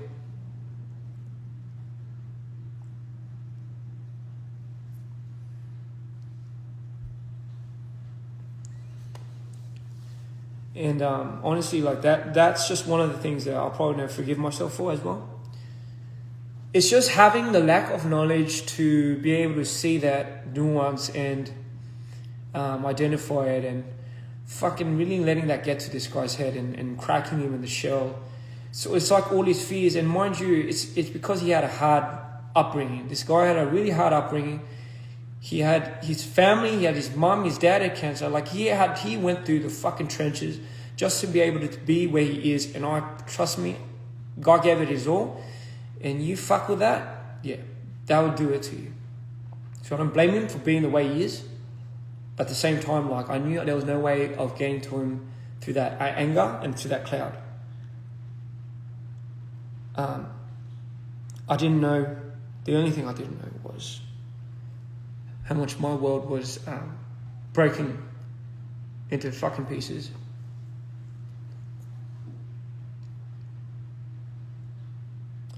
I just didn't know. I just didn't know how much my world was breaking into pieces after that. I tried convincing Tarbin to stay. I was like, listen, man, like, you could do your own thing, but let's just stick together first, and then let's like figure out a way to do your own thing. But I knew, man, like, and trust me, I relate to this. I understand. If you're there and you're fucking filled with it, and this guy has sent you to the existential end of the world, you are going to try to disassociate with that with any means possible. Trust me. Take it from me. So I knew I wanted to be there for him, but at the same time, when I looked down, I was falling apart. DPR was meant to be my salvation. The people that I thought was going to be here just are now kind of a figment of what I thought was real. And, you know, like, I was just getting in my own fucking head, and, you know, it was doing me in, trying to hold together. Mind you, we were doing tour. So we were doing 46 cities like this. In this current state, in this intensifying fucking frequency, that is how we started tour. And I still feel so bad for the boys, you know. I'm like, man, what would it take for you to come back, man? Or you'd be like, hell, like, if you, as long as you got the rights and you got the keys and it's all done and set in paper, I'll come back to DPR. I'm like, all right, bro, but let's, like, all right, then let's do that. Like, let's figure out a way together to get that. But like, what would that entail? Like, and mind you, at that period of time, it wasn't Jeff. Like, there was no fuckery appointed to this guy. So it was just Scott that was doing that. Obviously, he mingled with all that shit and he fucked everything up with that. But that was the catalyst of why everything tumbled for me personally and for Live. And everyone on the team, it's like getting fucking crazy. It wasn't just me and Live that was struggling. Chunyong, I remember Chunyong like this guy...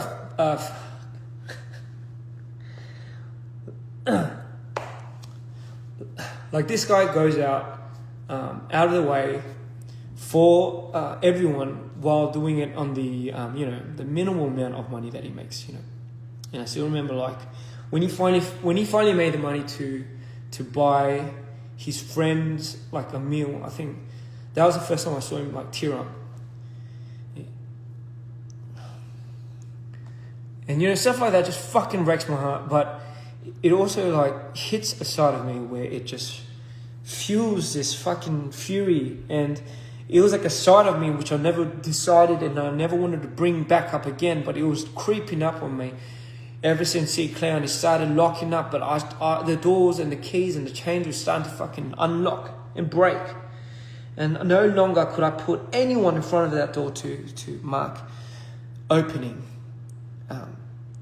ever again. So,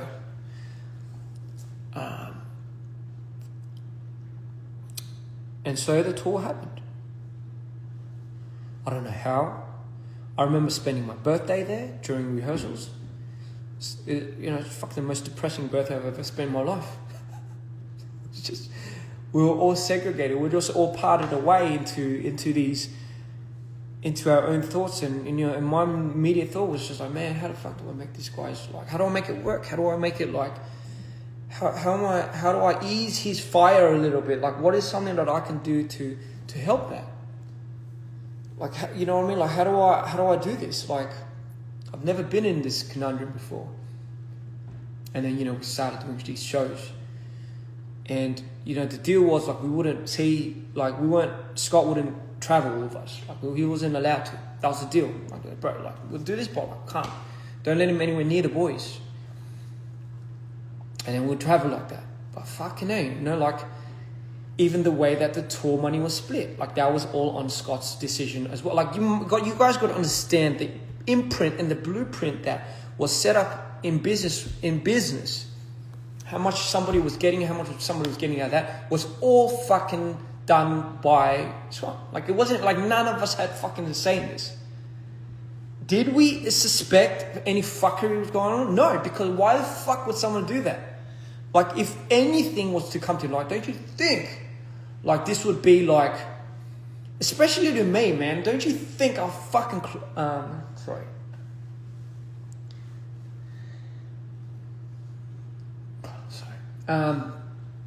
The reason why I just got to prevent myself going up from these is because I'm on like, I'm on a bit of a, I've got to be careful of me tripping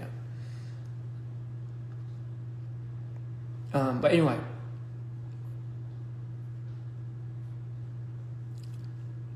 tour happened, and you could imagine it's every fucking thing, every worst nightmare. We put so much money into the production, which we did not design. Scott had his ways of setting up the tour. So even from the element of bringing that tour to life, like, that was all in Scott's budget. Like, I don't know how much he spent. He spent like a shit ton of money in that, but that was all production. Like, that was all of that. And my only thought was like, damn, I finally get to see the fans. I finally get to perform in front of our crowd. And, you know, like that was the last of my thoughts. Like, that, you got to understand that was meant to be what I was excited for, like, bringing Mito to life, being able to see the fans that I finally reached was like something that was so important to me. But the fact that the matter of the fact was like, it just, like, that was like, I couldn't even process that. And then we did one show, we did one after the other. We started in the States. And with each show, I remember, man, like, I was like, after I did my thing, it wouldn't even feel like I'm the artist. I'll be like, fuck, I'll go to Tarbin, I'll tend to him, because I'm worried. That was the first thought I had. As soon as I finished my show, I think, fuck, like, is this guy okay? Is this guy all right? And you saw, I mean, I'm sure you've seen his documentaries and stuff, but like, he's like, those moments where you see in the green rooms where he's having a hype, that's all real. Like, that was like pretty much most of the fucking shows we did. So there was no time for me to process how I felt about any of this. But I knew, but you guys got to understand, I knew there was like a big part of me that I wasn't addressing, and that was like, yo, I thought this was meant to be your salvation, man. I thought this was meant to save you, not kill you. And that one thought was a thought that drove me into oblivion. It was like after the 10th show, I think, I started cracking. I started cracking because why? There was no support. Tarbin was smart enough. He found Hyunsu. Like, he found that guy to go with him on tour. I'm not used to that. Like, I don't know what managers are. I don't know. I've never had it. So there was no real support system for our artist structure. And this is one thing I realized during that period. I was like, damn. So this is what we need. We need more support for our artists. It was such a unusual. Here's the reason. Being an artist myself, I think that's what I can kind of now understand is what is needed. I kind of always thought maybe I was the support for live, but now not being able to differentiate that and really kind of split that off. I never really took it in a way where, do I need that? And I was like, fuck, I do. Like, I really do, because we didn't even spend any money for hair and makeup, you know, and to some artists that's cool, because for me that was like the whole stick. It was the whole like conceptual makeup.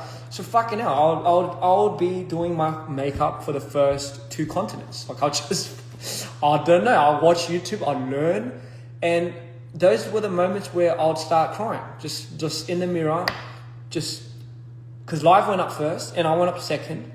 I still remember when live went up, because everyone was really worried about live. Everyone would go with him, and I'll just be by myself in the green room, and this would be at every show. And I just remember, like, man, these are quiet times. These are maybe the moments that I needed the most. But But was I dying inside? Yes. Was I fucking about to throw up and get destroyed because of how my mental state was taking a spasm? Yes. I think I went into the 10th show and then the 12th and the 15th, and then I had like a breakdown, and people didn't understand why, because I had to fucking hold it together. I really had to hold my fucking stick together, because otherwise, like really, like what the fuck were we doing? Like I just really had to hold it together. There was no other way. Cream was having a panic attack. Chunyoung was tripping out. Like that was the first time I've seen these guys like that.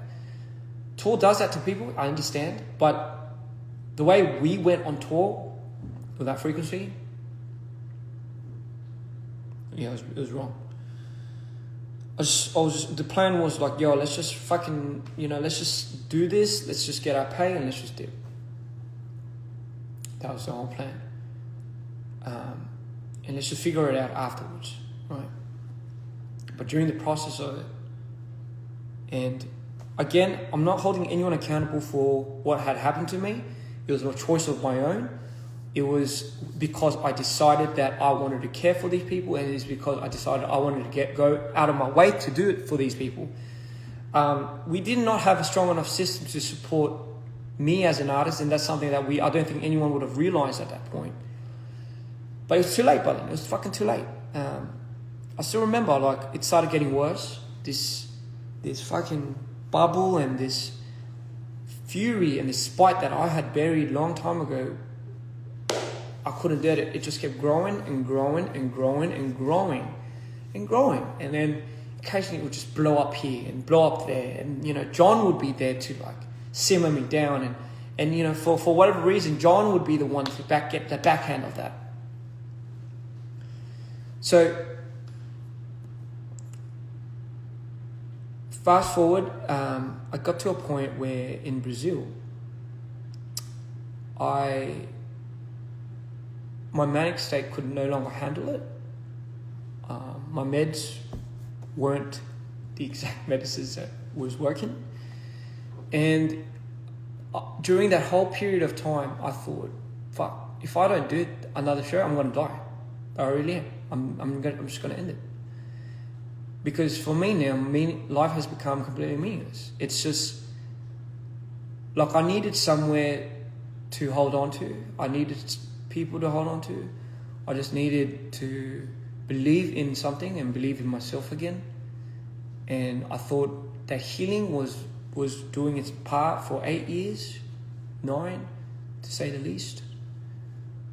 For almost a decade, I thought I was healing, and the very thing that I thought I was healing from turned around and stabbed me right in the heart. And I take full accountability, And with that guilt came depression, and I just thought, fuck, this is it. One of these cities is going to be the tripwire. It's just a matter of time. And Brazil was where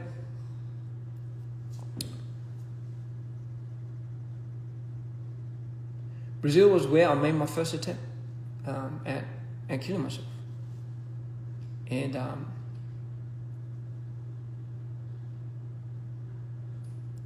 by the grace of God,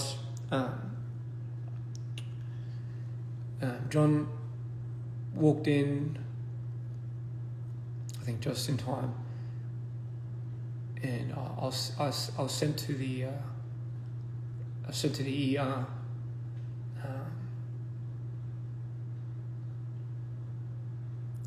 You guys gotta understand the reason why John goes at people on Twitter, on X, sorry, the way he does when somebody says something from me is because he was the only person that was there to see what I was going through.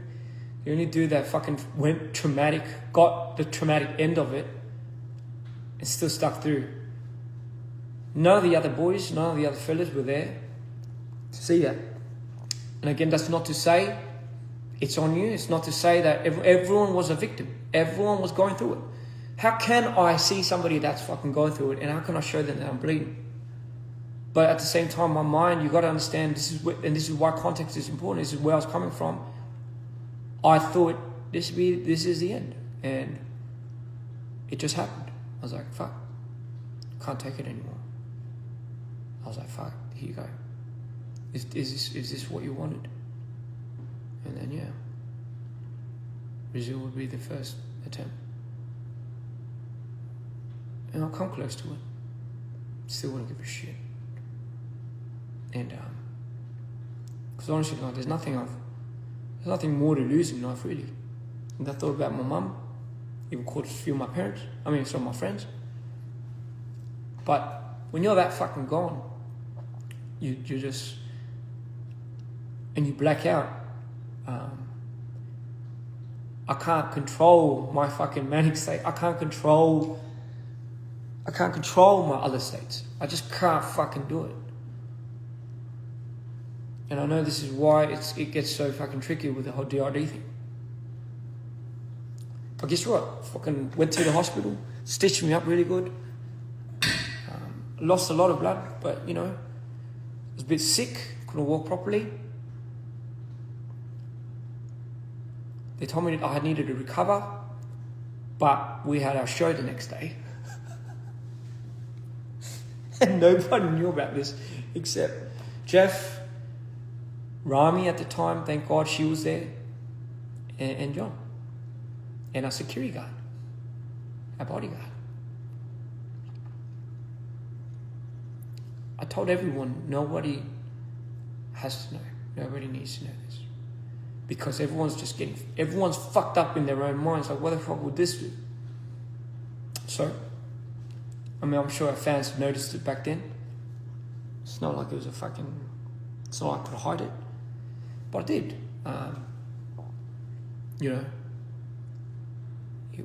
And I'm sure at a certain point in time, my team started seeing that.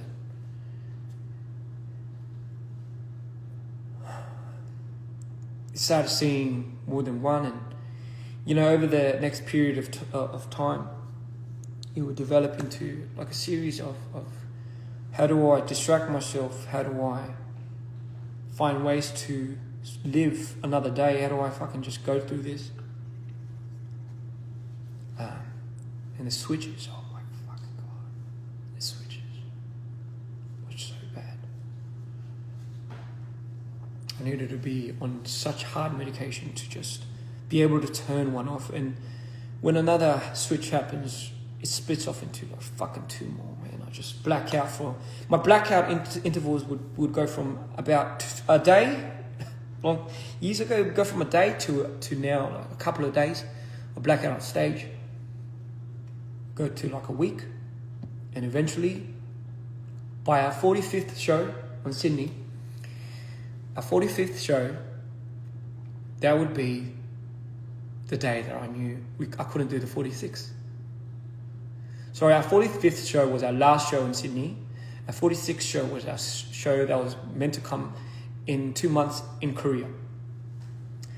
I don't know, I woke up and I'm like, I'm in Sydney. How the fuck did I do 45 shows? And I opened my eyes and like, we've got to do one more. And I still remember.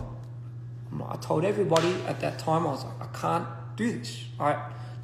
So rarely do you see me say, go back on a plan or go back on something that we were meant to do. So rare. But I knew if I did this show, like I knew at the state that I was at, if I went through this show, I would, I don't know when I'd come back. And if I didn't come back,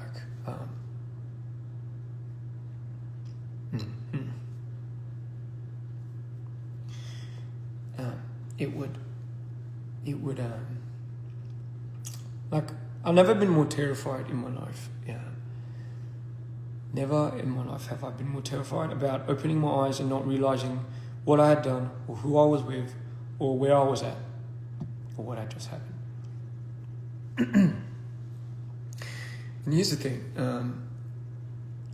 when you get to that state and you look around and you see the people's faces, and the reason why the reason why people couldn't really take it was because, the first thing they said to me was like, you're going to put these people in debt.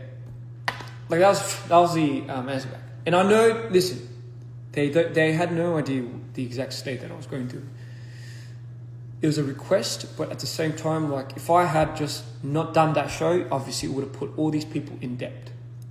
Like, not just the promoting side, just a lot of the workers. So, you know what? Just hearing that, what do you think I'd say? I'm like, yeah, fuck it, man. Like, you did it up to this point. You did it up to here. Why not? Just fucking, who cares? It's not about you anyway. Just fucking go for it. And I did it. And I went on stage and I blacked out. I blacked out for what? How much was it? A month. Exactly a month. And the saddest part is I woke up in Korea. I woke up in the hospital. Getting fucking stitched up again. And then I was like, man, what happened? What the fuck happened? I was doing a show in Sydney. And then, you understand, our support system, like Rami at the time was on deck. She's filming all of this. And the reason why we record all of this is not just for me, but for us to understand what is happening with me. It's like a log where I can't. There's only a certain amount of time when you get to a point where you ask somebody and they won't tell you. So you get all these trust issues from people not really telling you exactly what you did and what happened. And a month is a fucking long time for you to black out. So I was like, please, with all due respect, I deserve to know what had happened or what the fuck's going on. And then we went down our list. And, you know, like in Sydney, after that happened, that's when my high school mate, my best mate from school, Ronald, appeared. And he just came for the show. Like, bro, the dude just came for, like, to support me, as he always does. He didn't know what the fuck was going on, especially DPR. He just saw me switching and he was like, this guy needs help. This guy's in trouble. I've known this guy since high school, and, you know, he's been the same ever since. So I was desperate. I was so desperate. You don't even fucking understand. I was desperate. I just needed anyone by my side. But I didn't have the audacity to even begin to ask Tarbin or even, you know what, Cream stayed around for a bit. Cream was like, you know what, like, he tried, but it's not on anybody. Like, anybody in our situation at that time was going for it. They're fucking ruffled up. But I was like, you know, fuck, I'm gonna send it. So in Sydney, apparently, looking up all the shit that was shot, and I made a few more attempts. Ronald saved me. My other friends saved me. You know, while all of this was happening, Jeff was keeping monitor of all of this. So he was sending all these people to help me out. He was orchestrating a lot of these things to pull me out of these moments. No one else was there. No one else was fucking there to see what was fucking going on and being rattled. You know, nothing. Even I wasn't there, so. So, you know, just fast forward, Korea, woke up. Oh, what's going on now? Oh, no, you know, this happened in the hospital, this happened here. Like, my first, and you were like, man, in your psychosis, you were like, yeah, you said you needed a team. The first thing you kept calling it out, you need a team. So I was like, man, maybe I do care. Maybe I do want to survive. And we had another show to do. We had to reinvent the whole fucking thing. And apparently you're like, yeah, you're halfway doing it. You're halfway done it. I'm like, so in my psychosis, in my manic state, I designed half of the show already, and all we had to do was end it. But I know everyone was think about it, man, 45 shows at that state, fucking do your head in. But I was like, man, what would it mean if we didn't do this and we're just proving that to the world that we could do this, we can't do this without squad. Like, are you just proving that, guys? Because everyone wanted to pull the plug because they saw the state I was in. And I'm like, what, now you guys want to pull the plug? Like, now you guys want to fucking... So now we were talking about it. And it just something switched in me, something clicked, and I was so pissed off. And I was like, you know what? All right, I get it. But but we have to do this show for my sake. Because for me, my deal was, if this show doesn't prove to me that what we do is worth anything here, like at least what I think personally, what we did, like doesn't come to any part of what we believed in, I'm just gonna fucking, this is gonna be the end. Like I'm just fucking do my head in. This is it. Like give me the affordability of actually just doing this with you guys, showing it to you guys, showing us that we don't need somebody like that, and we can orchestrate it simply by us. Let's show them that we can do that. You know, I went full fucking tyrannical on these guys, and that was the first time I ever did that. Forced everybody to just do this show, you know, because if it didn't, it meant I was gonna die. But I didn't want to fucking put that on anybody. But I just needed, you know, I was just desperate, guys. Like you guys, I don't even know how to fucking say it. I just needed something. I needed someone. And I needed something that was real. Just something that was real.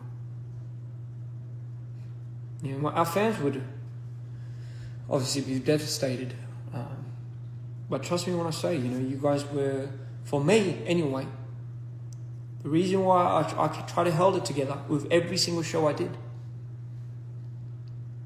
I didn't want to give you the impression that this was like, I'm crumbling or this was crumbling. I wanted to give you the impression of somebody that was like meeting you guys for the first time, hearing your stories, and fuck, those are the moments that brought me back. Those little walks I had back to the cars, and hearing your stories about how this saved your life, and I was like, man, this has to mean something. Like, yeah, this is something. But, you know, internally, like, all of this was fucking going on. What I did, what he did, what they did with this and that. I'm like, fucking hell. Just fucking hate stuff like that.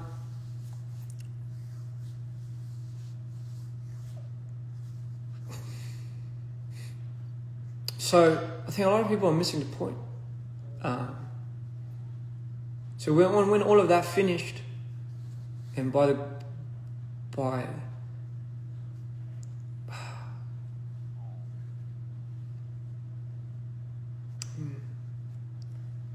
thankfully it was a show that, you know, would save my life. Nope. And you gotta understand, like, it was not even the show, it was not because of the outcome of the show or whatever. It was when I went back and, you know, I wasn't gonna go to the after party, I was just gonna end it there. Like, you know what, this is it. I finished. I did my job. I'm not good anymore. I'm going. And for some reason I felt like I had to go to the after party, and that's when I saw everybody celebrating and everybody like crying and you know, feeling like they've overcome something so big that it was so inspiring, and I was so in awe when I was seeing this, and I was like, wow, so this is what it was. Like, this was the energy. Like, this is why it was so important for us to do this. Like, this is why it was so important. It was so necessary, sorry. And that's what I took from it. And then I met, and from the darkest era of my life, where I thought there was no coming back, where my idea and image of people were just so vaguely just distorted, I started meeting these people that I had in my life back in my time. You know, some of which you might know, you know, like Ryu, Jono, Josh. Like, first it was Ryu and his wife Sarah. And, you know, like, that's when I truly believed there was a God, because how could there not be? Like, if we're suffering like this, if I'm suffering and I'm not even allowed to acknowledge my suffering, like, what good is it? Like, what is the good that really comes from it? The good that comes from my heart. What does it all fucking mean at the end of the day? And, you know, like, these guys that I met during that journey just helped pull me together. I don't know what it was. It wasn't even anything that they said. It was just something that they just brought with them. And just like that, just like that, I just went back to LA. Before I went back to LA, I remember putting some of the boys into the room. I'm sure you guys remember what I said. I said, give me something real. Otherwise, you can't leave the door. I was just, give me fucking anything, bro.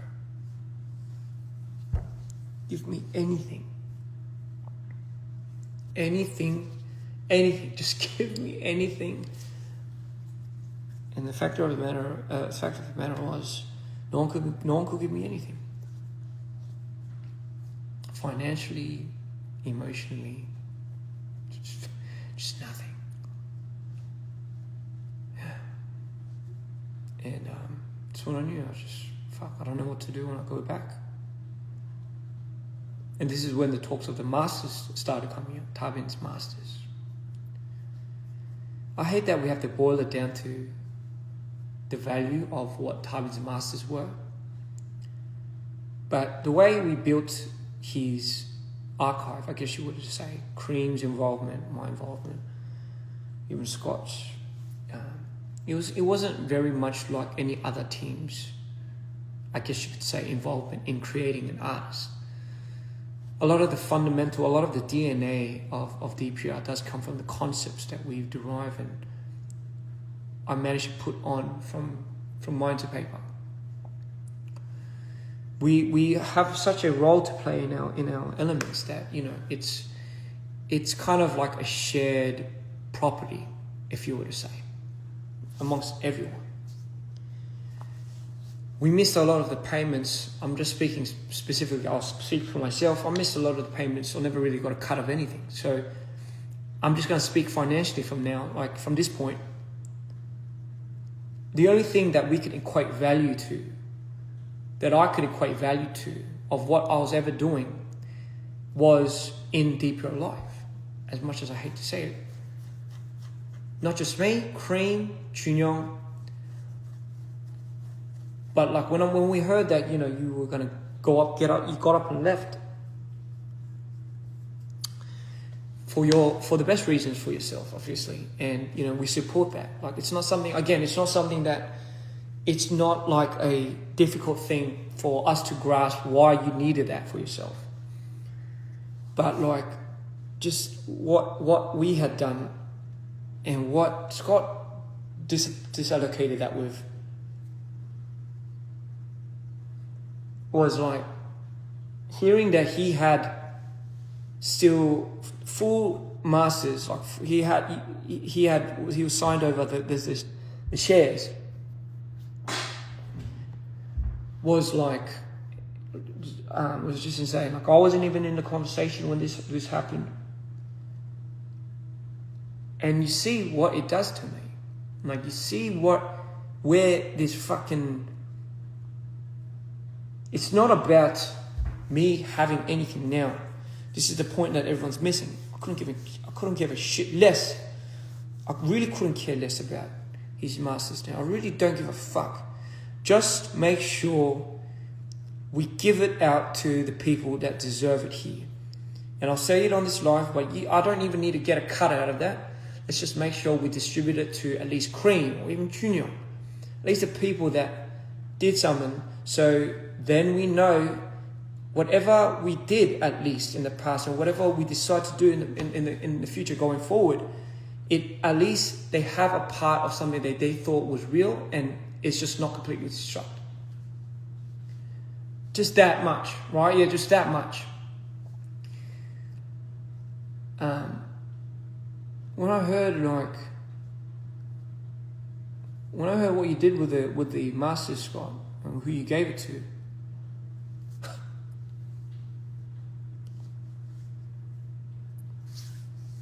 fuck, it does my head in, bro.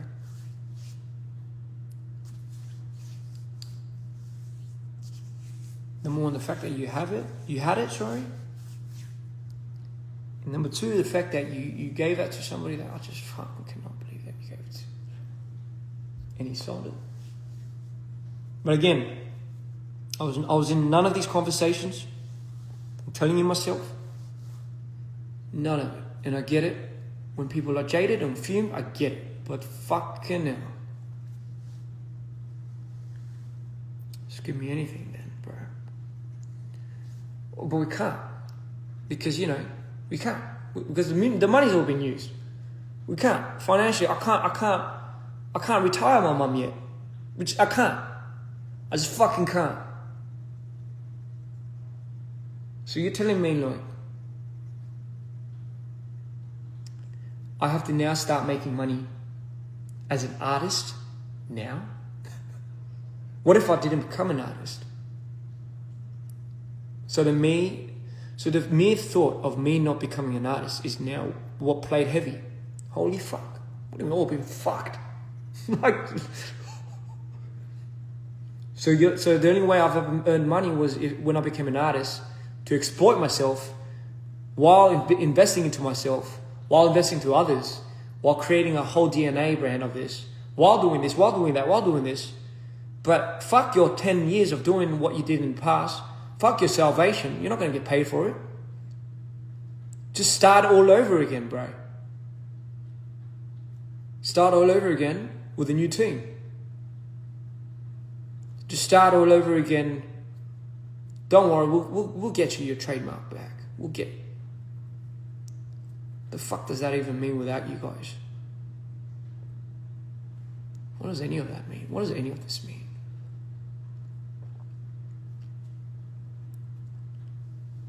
You don't even understand. The idea, the image of what I had for us has been destroyed. The people that were in that image and the vision and the picture of who I believed in and celebrated is no longer here. And you can't say it's because of this and because of that.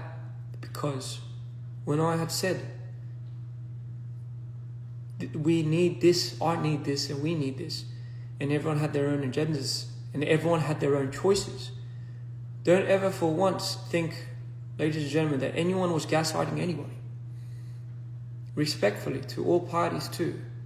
Nobody is gaslighting anybody, especially here. No one's in my ears. No one's influencing me to do any of this. If anything, I look at our boys and I can't drop it. It's like I'm getting hit by like fire. I'm getting hit by like arrows. And people are all on these other side of the fences and they're saying, hey, fucking don't shoot arrows at this guy. Hey, make sure you're not, like everyone's just talking on my behalf and not even fucking even asking me like how I feel about this thing. Yeah, but it's for you, man. It's for you.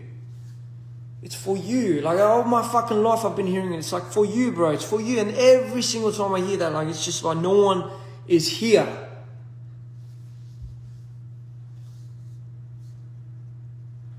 So I don't want to hear that anymore. I don't want to hear it's for you. It's for you. Don't worry, man. I'm getting this. I don't fucking say it. I'm not doubting anybody's intention and I'm not doubting anybody's will for things, but you have it all twisted. And nobody even bothers to listen anymore. You don't think we've tried? You don't think I've tried? You really don't think I've tried?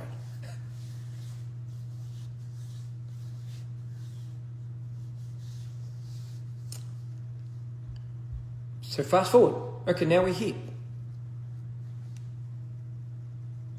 It's going slowly to what I'm talking about, the present. Alright, man, fuck. So, tell me then, like, during the last 3 years then, like, what had happened? When the tour ended, and when I went back to LA, I thought we were going to start all over again. I thought that was the whole plan. The contingency plan was, you can still do your own thing, but like, let's, you haven't exactly left this brand. That was the very last things we told you, like, hey, like take as much time as you need. And again, I'm always that person, I'm always that brother that will be here to fucking welcome you when I do. But I told you at a certain point in time that there must be a direction that you choose, not because I want you to choose sides, but because it's going to be hard on you. I know you remember me telling you this. Me doing this from ground up just does not make sense. Just does not make any sense. Like I'm 35 now. I don't have it in me to start from my own capital, start from ground zero. So what you ask of me, to walk away from the person that has facilitated everything, the person that has done all of this and this and this, and I told you, and this was right around roughly the time that I think you came over to tell me, and this is when I was, because bro, somebody has to take care of Kareem and Arctic and, you know, their artistry, Chunyong. Somebody has to do that. Like, having to go off of certain words, allegations, accusations, without any fallout backup plan, were those accusations, allegations were to be wrong, for example, without any given ground evidence, can really mean the death of a lot of people. Like, you don't even fucking understand. If we don't have a contingency plan, if we don't have a backup plan, realistically, the boys and everyone are just gonna be, there's gonna be no place to belong. Like, everything is gonna fall apart. A structure, a system, like whether we hate it or not.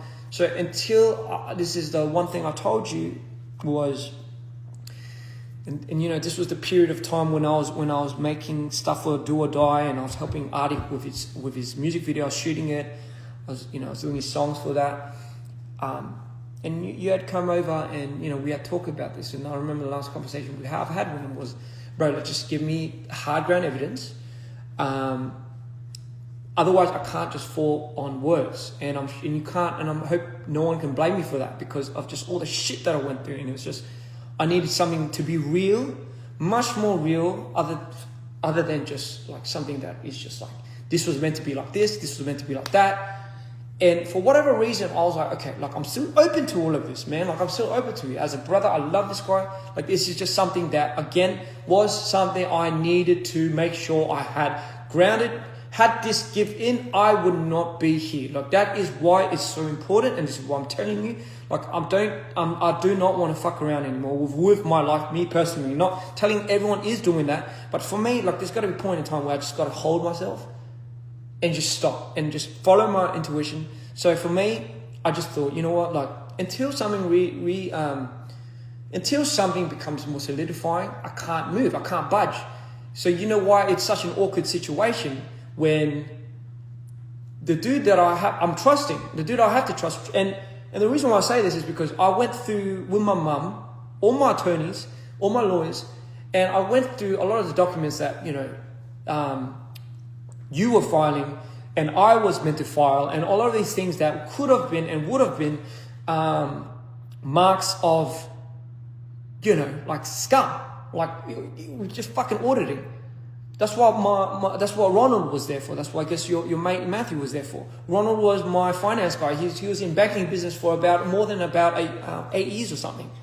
So, if anything, it wasn't like I didn't have these people that didn't know what they were doing. I had the people that were biasedly on my team that were meant to work against these type of people. So while that was happening, I'm sure like a lot of these other third parties were like drafting a scenario of their own, trying to find the means of getting this. And all this spectrum, I'm just looking at this one dude. I'm like, would this one dude, Jeff, right? This guy that got like all these things and gifts and, you know, went through the hardships with us when we were at our financial loss, stuck by everything contractually, like on paper anyway. And on paper, I don't know what we were talking about. On paper, where it matters anyway. Our relationship with him is transactional. When you're saying, when people are saying like, oh, but he's using you. Yeah, but I'm using him. It's a transactional code. And as long as it's transparent, it's good. But for the most part, for me, because being with this guy has to be transparent with me. He has to be. Like, he can't risk that. Like, you got to understand, like, it's not just, we don't have like these things that like no one's like at risk. Everyone is has something to lose for. Everyone. Especially that dude. Especially that dude.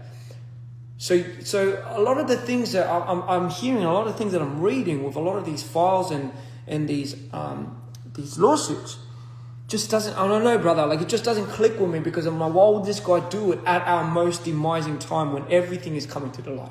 Why would somebody that was with us for those many years all of a sudden decide to be like, oh fuck, after hearing all of this, after getting a lot of these speculations, I'm gonna fucking do you double. I'm gonna double down and I'm gonna just take this from you. Like, it just doesn't make any fucking sense. It just, I don't know, just spare me for me, it was just the talk. I just need some more hard evidence. I know, and you know, it's a bit of an awkward position, guys. The reason why I needed to address this is, do you see how I have to work alongside this business so I can make it fruition to be able to support the team that I have now? Otherwise, it's a very awkward scenario where we're now giving speculation without context to fans, and fans are thinking, man, this guy's being manipulated. Like, holy shit, this Jeff guy, fucking this guy up. And by all means, if those come to fruition and those are facts and those are something that we can prove later on, and that is like, bro, I'll admit it. I'm fucked. I'm gone now. I have to go to the psych. I'm done. I'm done for. But imagine, just imagine in a world where like we don't have none of that. I don't have no comms. I don't have no information. My mom's working right next to this dude. We have the lawyers on our side working not with, but against this guy as well, and vice versa. There's just nothing, and we haven't done up anything for the last 3 years. For the last 3 or 2 years. For me, it's important because when I look at Chunyo, when I look at Arctic, when I look at Cream and Arctic, and when I look at myself, it just, over the last 2-3 years, just like you have been putting out albums of your own, they needed something that of their own. If I was to start that all from ground up and try to bring it up from nothing again, like, I just don't have it in me. I can't base it. It's just too big of a thing for me to base my life on now. Like, I rather have this somehow figured out. And I just never understood. And maybe this is why I didn't understand why it was so hard for people to get the trademark here, I just never understood this, because I said the dude's representing me. And then I'm like, then the people were like, no, but don't trust this dude. But I'm like, but you trust that guy. Like, you have your own man. You have your own dude. And I don't know that dude. And if anything, like, why would I trust this dude? Like, I'll trust your word. So then remember, like, that's something we said. Like, as long as it comes from our mouths, we're not going to trust anyone. And I kept that. I kept that fucking key, and I fucking went with it. And I said in our last conversations, I'm like, listen, this is why I want to distribute it. This is the only reason why I want to distribute it. And I'm sure you remember, I was like, listen, this is, like, I don't need to take a big branch from this. I was like, man, I'm even willing to break it off with Scott, because I believe still credit is deserved where credit is due. What the fuck that means. But for me, that's the only reason. Like, I don't even give a fuck about the trademarks and all of that. Like, if that's what it takes for you to, you know, also be at peace, I'm like, at least give something for everybody, so, you know, we can start continuing on with our lives. And I said, it's just, that was it. Like, I don't need to get anything from that. That was the only reason why I wanted it. I didn't want it for any other reason otherwise. Like, it just, like, because the whole trademark thing, the whole DPR thing, being able to use DPR doesn't mean shit without you guys. Like, it doesn't mean shit without the team that I thought we once were. And mind you guys, like, even our OG fans that were there from day one, you don't even know the deep and dirty of all of this. And this is why I think you guys deserve to know where this comes to play. How much some people did for this and this and this, and how much it means like something for somebody. Fuck, when people have a go at me, when all these fans are having a go at me for like losing you, for like being the one to having these malice judgments, for being the one to have lost you, to have gaslighted you into leaving, when I'm the only one that's fucking protecting this brand and just in the hopes of keeping it alive, I'm like, it's an awkward conversation every single time me and the team are here, and we're just looking at each other like, someone's like, hey, can we have a DPR Live feature? And I look at this guy, I'm like, no, DPR Live hasn't left yet. Like, but I don't know what's happening, because I don't know how, like, I don't know how they're going to resolve. And in the beginning, it was that resolvement, and somehow it led to me, and then somehow it led to Scott coming into the picture again, which I just didn't fucking understand. And, you know, again, and I'll, you know, and I'll go to him and I'll message him and I'll listen. I'm like, you tell me if there's something that you and Tavi knows that I don't about this Jeff guy. Because if you are keeping something from me, that's technically you are acting against me as well. You're not doing it for me. All these claims you're doing, all these false lawsuits and everything are taking a hit on the brand. When you make words like, let's scratch DPR off, like when you do stuff like that, it's like taking a big chunk out of me. It's just fucking me up. And it's like, but I gotta like explain to these guys, hey, wait a second guys, like I'm trying to keep live alive, but it's not me that's like doing this. Like trust me, I want us to be who we were more than anybody in the world. Like I don't like the spotlight. I really don't. I fucking hate the spotlight. I say this in every single one of my shows. I hate that all the focus has now come onto me because that was never the plan to begin with. It was never like, we never talked about it in a way where we're like, yeah, let's just end with fucking DPR Ian.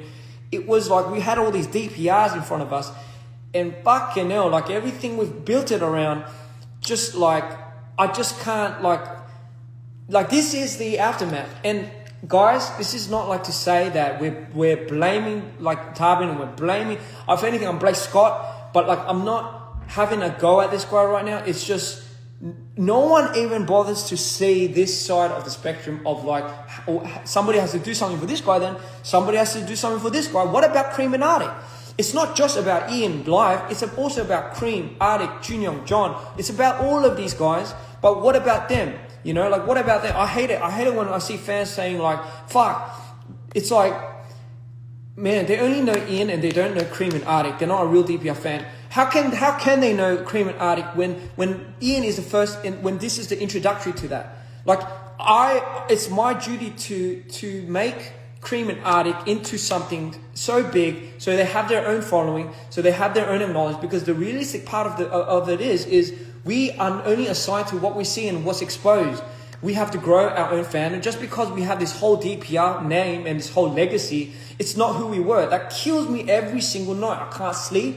I go down and I close my eyes and I think, fuck, what have we become? And then what do I have to turn up for to my fans? Because my fans need an answer. My fans don't deserve to be in the dark. Half our fans left the minute live left. So it's just like, all right, yeah, I'm just going to pretend like nothing's happened. And now now I have to base it on people's, on words, on some type of affirmation of like, you got to get out, you got to do this, you got to do that, you got to do this. I'm just so fucking, I fucking had it. Just with people that can't even give anything to me. I just fucking had it. What do I get out of it? Like people that are saying, oh yeah, you're like, you're exploiting it. What have I gotten out of it except for these fucking scars? Like what have I really gotten out of this? What have I got out of anything? And right now, even now, right, when you say, like, what? How are we gonna make money, bro? I gotta step up my artistry. I gotta play your role. I gotta play Scott's role, and I gotta play my role now. And after triple the amount of work, in order for us to fucking.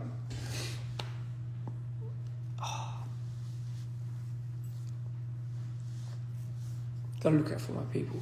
I can't.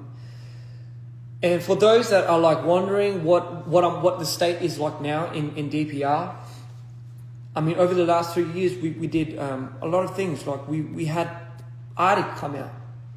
That's a big sense. Junyoung's brand has come out. Cream and Arctic's combination, Cream's solo album. You're telling me none of this, all of this, meant nothing to me, even in the last prior 3 years.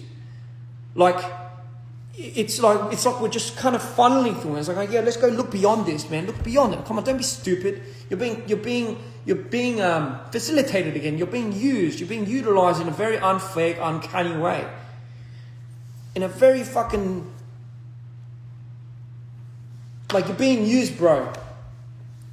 And when I hear that from the dudes that are just out, not even in here, it's like, man, I can't fucking comprehend this somehow. Like I just can't. Oh, but it's for you and everything. And it's like, all right. But what about these boys? What about these guys? Like, what do we do? The last 3 years have been probably the most turmoil without you, because I sincerely miss you. I sincerely miss how we were. I sincerely miss the team and who we were before.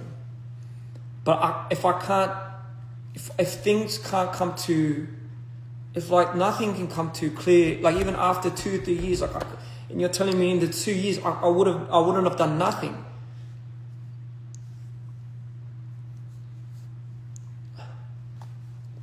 That's why I said, give me something that's hard and that's real. Give me something that's hard evidence, that's real enough, that's like, that I can trust and I can at least somehow form something, solidify. Because what if you think, right? What if you made it? What if we're wrong? What if we're wrong about all of this? What then, bro? What about the dude that we're like fucking trying to defame right now? What about that dude? What if we're entirely wrong about this dude and then we just completely fucking obstructed this guy? What happens then? Is there no like...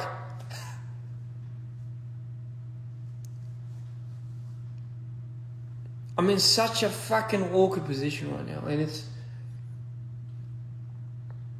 and I just decided, I'm gonna finalize my decisions based on just evidence. Because that's the only thing I can really go off of. And you can't really fucking blame me for doing that, eh? I just need something to be real, man. And I know for the audience, the last 3 years was just reconciling with who we were and what we were now, and just a comparison of that was fucking obstructing me from everything. Like our tour, I met the only thing that ever, our Reborn tour was a reminder to me of like who we were and who we are now. But yeah, I didn't have an answer for it. Like I missed who we were, even with all of that, DPR Ian meant something because it was with DPR Live. To be completely honest.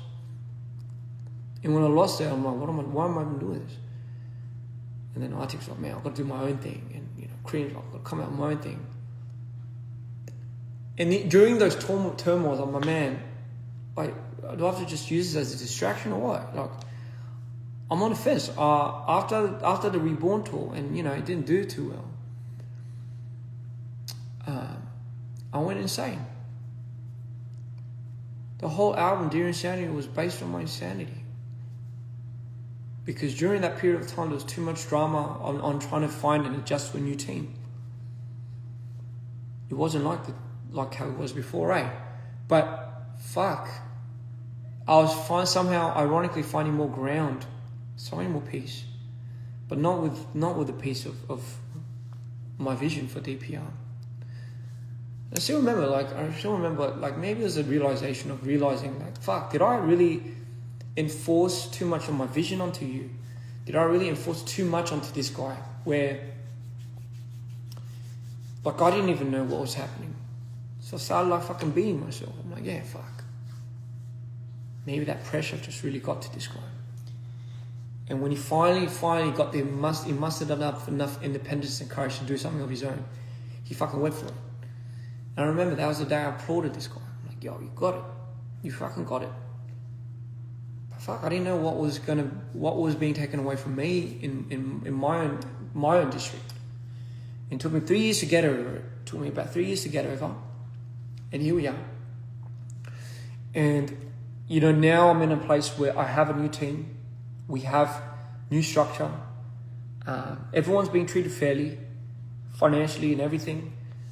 And for what, and all of these things that we need to maybe uncover personally later on, like with our things, it's fine. But for the most part, I needed everyone to know the context of what's going on now with me, because everyone's just like fucking having a go at me, everyone's talking for me and all of that.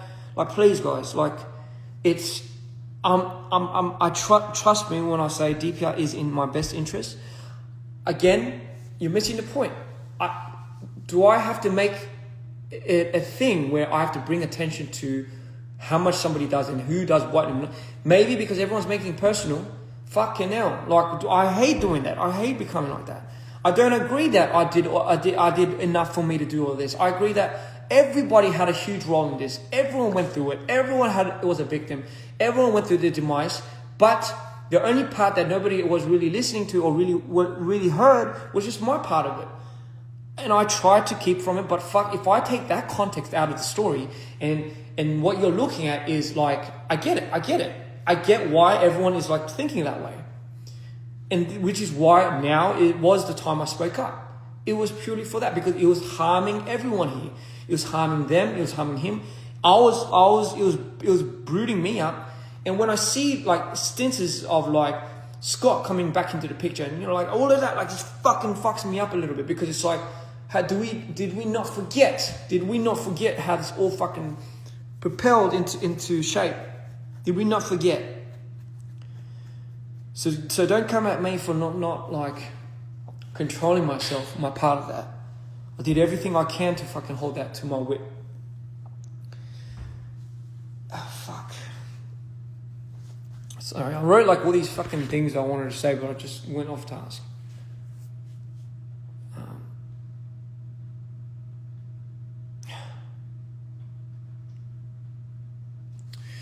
Like, you guys got to understand, there's just so many things to fall on if things don't go right on the other end. Like, if you could have more instances where you meet like another Scott. What if you meet another dude that actually fucks you up even double time? Like, what happens then? Like, there's just all these what ifs that I just can't plant my judgments on anymore, and I can't really go forward, because I don't want a movement that's like saying, yo, get him out. If that should have been done ages ago. Give him what's his, like, again, it's not about that. Like, I don't really give a fuck about that. Just like the people that I've done it with, it's just, as long as I know you guys are solid, man, as long as you guys care, well, that's just literally what I honestly care about. Some gratification along the way, yes, it would help quite a bit.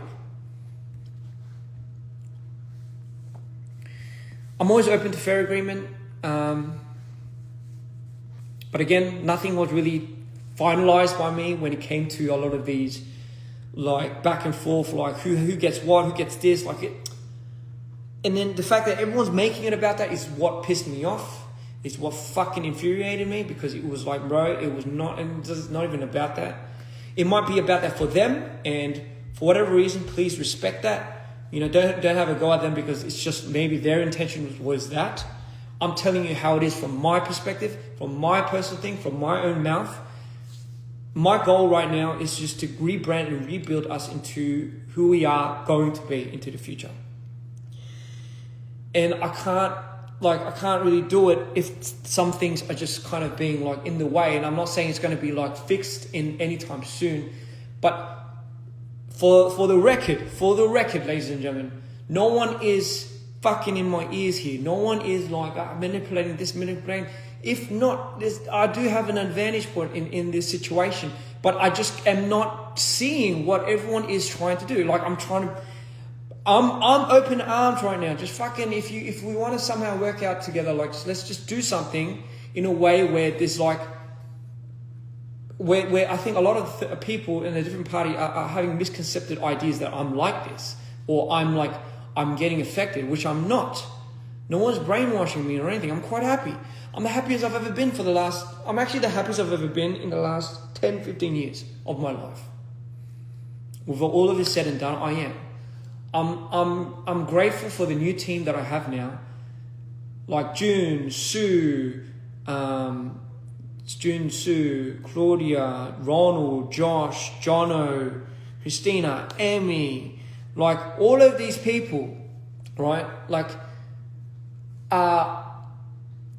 are at the stem of Amanda. So I'm sorry if I forgot your name. Hugh, and all of these other people, by the way, are at the stem of what builds the support structure, because they can help Chunyon, Cream, Arctic, and all of these other people that are working in these infrastructures around the clock for us. I'm always going to be forever grateful for that, because if not, I would never have picked myself back up to this very moment. I would not. You know, like it's like we're skipping the whole prologue and we're skipping the whole narrative. We're jumping to conclusions, really. That's really all we've ever done. But again, today was just for me to clear up the air with what was going on and what my life story was. I just needed someone to talk to.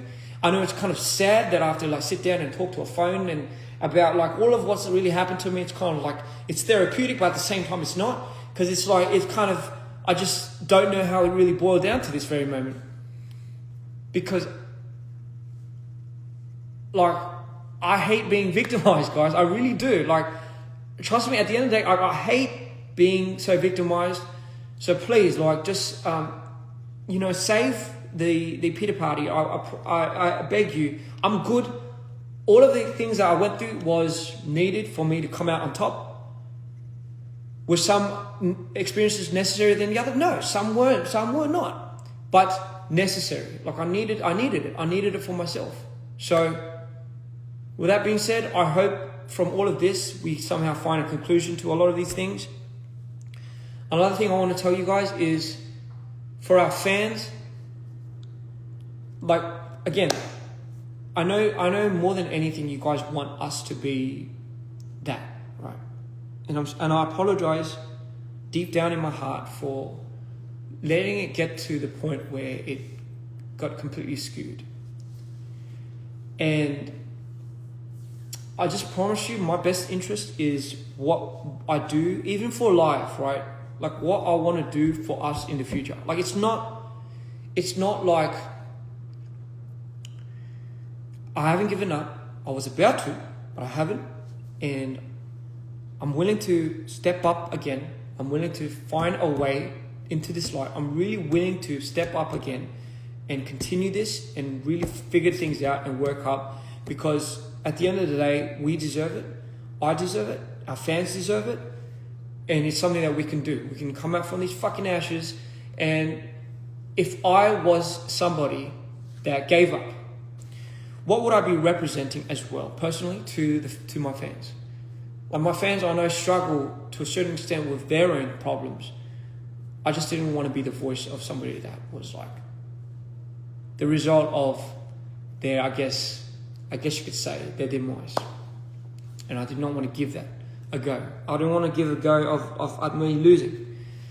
And, you know, it was a saying that I've learned from all of this. It's like, if you want to show a person who you are, then don't show the person who you think they need. And that was something that was what really got to me, and that's something I've learned. Again, a lot of all these things that I've ever talked about was because we had our own choices. We should hold ourselves own accountability for whatever we decide to do going forward, and whatever we did in the past. Let bygones be bygones, but at least know this. And again, for our fans, thank you for always supporting us. Thank you for supporting Carbon. Thank you for supporting even like, I don't know if you're like, but just thank you for supporting everyone in general. That's what we want. Like, we don't want it to be like this whole war thing, right? And here's another note to add to that. Some people can like some people for a different reason, right? Like, you should never ever bash somebody for liking somebody for a completely different to yours, whether it be more in depth or whether it be shallow or not. Let somebody like somebody for their own reason. It's like a banana, right? Like we look at a banana and somebody might be like, I like the texture of the banana. I like the way it looks. I like the yellow going to a bit of the brown spots. I love that, you know, that's what appeals to me. Somebody could be like, yeah, but I love the taste of the banana, right? But we shouldn't be at war with the one same fucking banana that we like, right? The banana would just be looking at you and be like, hey, I just want you guys to all enjoy it in your own rightful way. Because everyone has to be innately being able to experience their own experiences in their own way without being judged by it. It's just not fair, guys. It doesn't make you more or less of a person. It doesn't make you more DPR, less DPR. I say this to my team all the time. Just because you're here for a short time and he's here for a long time does not make you any less DPR than she or he is. You know, it's like how the more you know, the more you don't. You know, like I know, and plus, trust me, I adore that we have like this huge pride and this huge thing of who we are. And because that's being so obscured, we reminisce about these nostalgic times like, fuck, I miss when DPR was like that. I miss when DPR was like that. Trust me, I'm the one to do that the most out of everybody. I'm trying to set the record straight. I'm trying to get things aligned. I'm trying to make things work here, while doing these shows and while trying to greet our new fans into this fandom. But let's not shoo them away. Let's, if anything, let's be respectful. Let's be insightful. Let's teach them. Let's teach them in a way. And if they don't speak our language, fine. Don't go to the measures of having to open yourselves up and then them fucking going off and fucking off. It doesn't bother me. It does not bother me. I'm telling you first of all, it doesn't bother me, right? It bothers me when I see you guys bothered by it. Oh man, like it gives me fucking a stroke looking at this and just thinking like, oh my God, like I don't want you to feel invalidated by the way you like somebody, because here's the thing. What if somebody just knows me, not Cream and Arctic, for example? What if somebody likes, what if somebody came across Cream, right? But for that person, Cream is the most important person. Doesn't matter if it's Arctic or Ian in DPR, doesn't matter. Cream is important to them because Cream saved this person's life, A, B, and C. And to them, you should never invalidate that experience to them because it's innately their own. Why are you taking that away from them? Why are you trying to skew their love for that person? It's like it's the same thing. That doesn't make them not like or not appreciate Ian and Live and you know Arctic and Cream and Chunyong. Like that's not to say we don't want to see that. Like we don't want to see that. We want everyone to just love people for who they are. Some people might like this better, some people might not. Like I know a majority of the people that like DPR Live's music doesn't fuck with mine as well. Like it's just. How can you expect people to have the same interest and disinterest in the people? You can have the same respect for the brand, but we don't have to keep edging everyone to speak out about it. You know, we know the love's there. We know our day one fans. We know the pride, and some people have more than the other, and we appreciate that so much. You don't even understand. But at the same time, you know, like I just wanted to make that clear because. I sometimes see these things accumulating and you know like we favor this and we favor no we don't favor anything. It's just we're here to just give you guys a show, inspire you, really get inspired back by you, and we love every instances of every moment that we build with you guys, and I mean it, every single one of you. That is what reflects on what we do.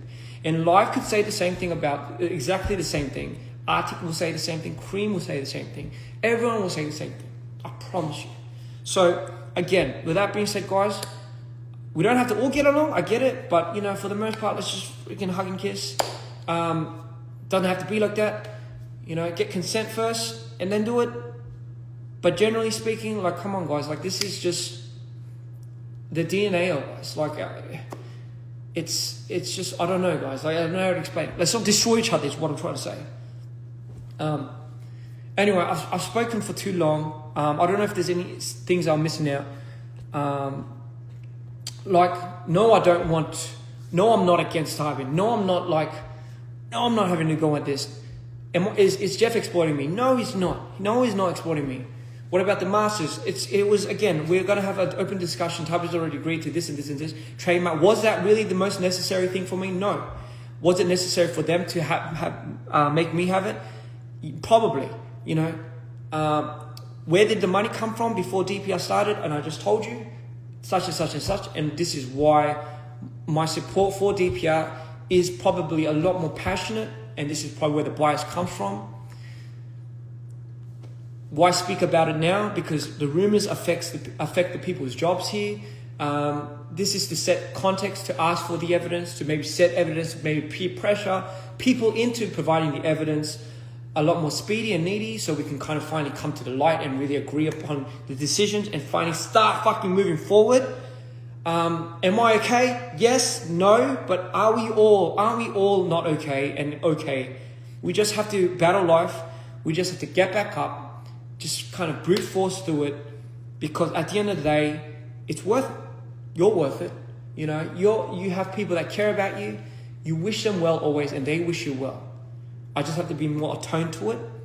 Again, I'd hold myself accountable for a lot of things that I've done wrong with this. A lot of things that I've made mistakes with. Maybe peer pressuring a lot of people. I didn't want to come across like that.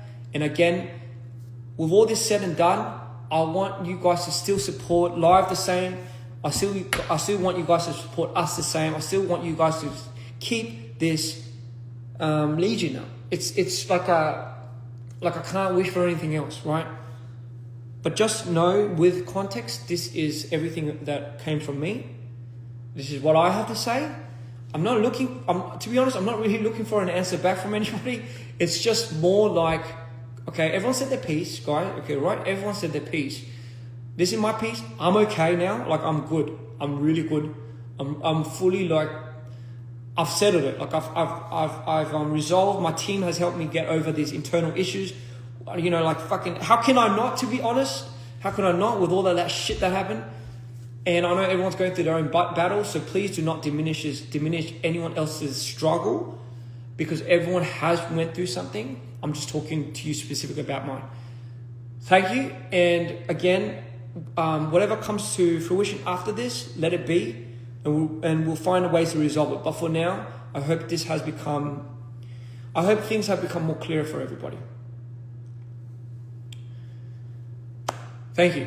I love you all, and trust me, and when I say I love you all, I love you all. And again, no hard feelings for anybody, really. This is just a matter of the case. I'm just saying how it is. Thank you.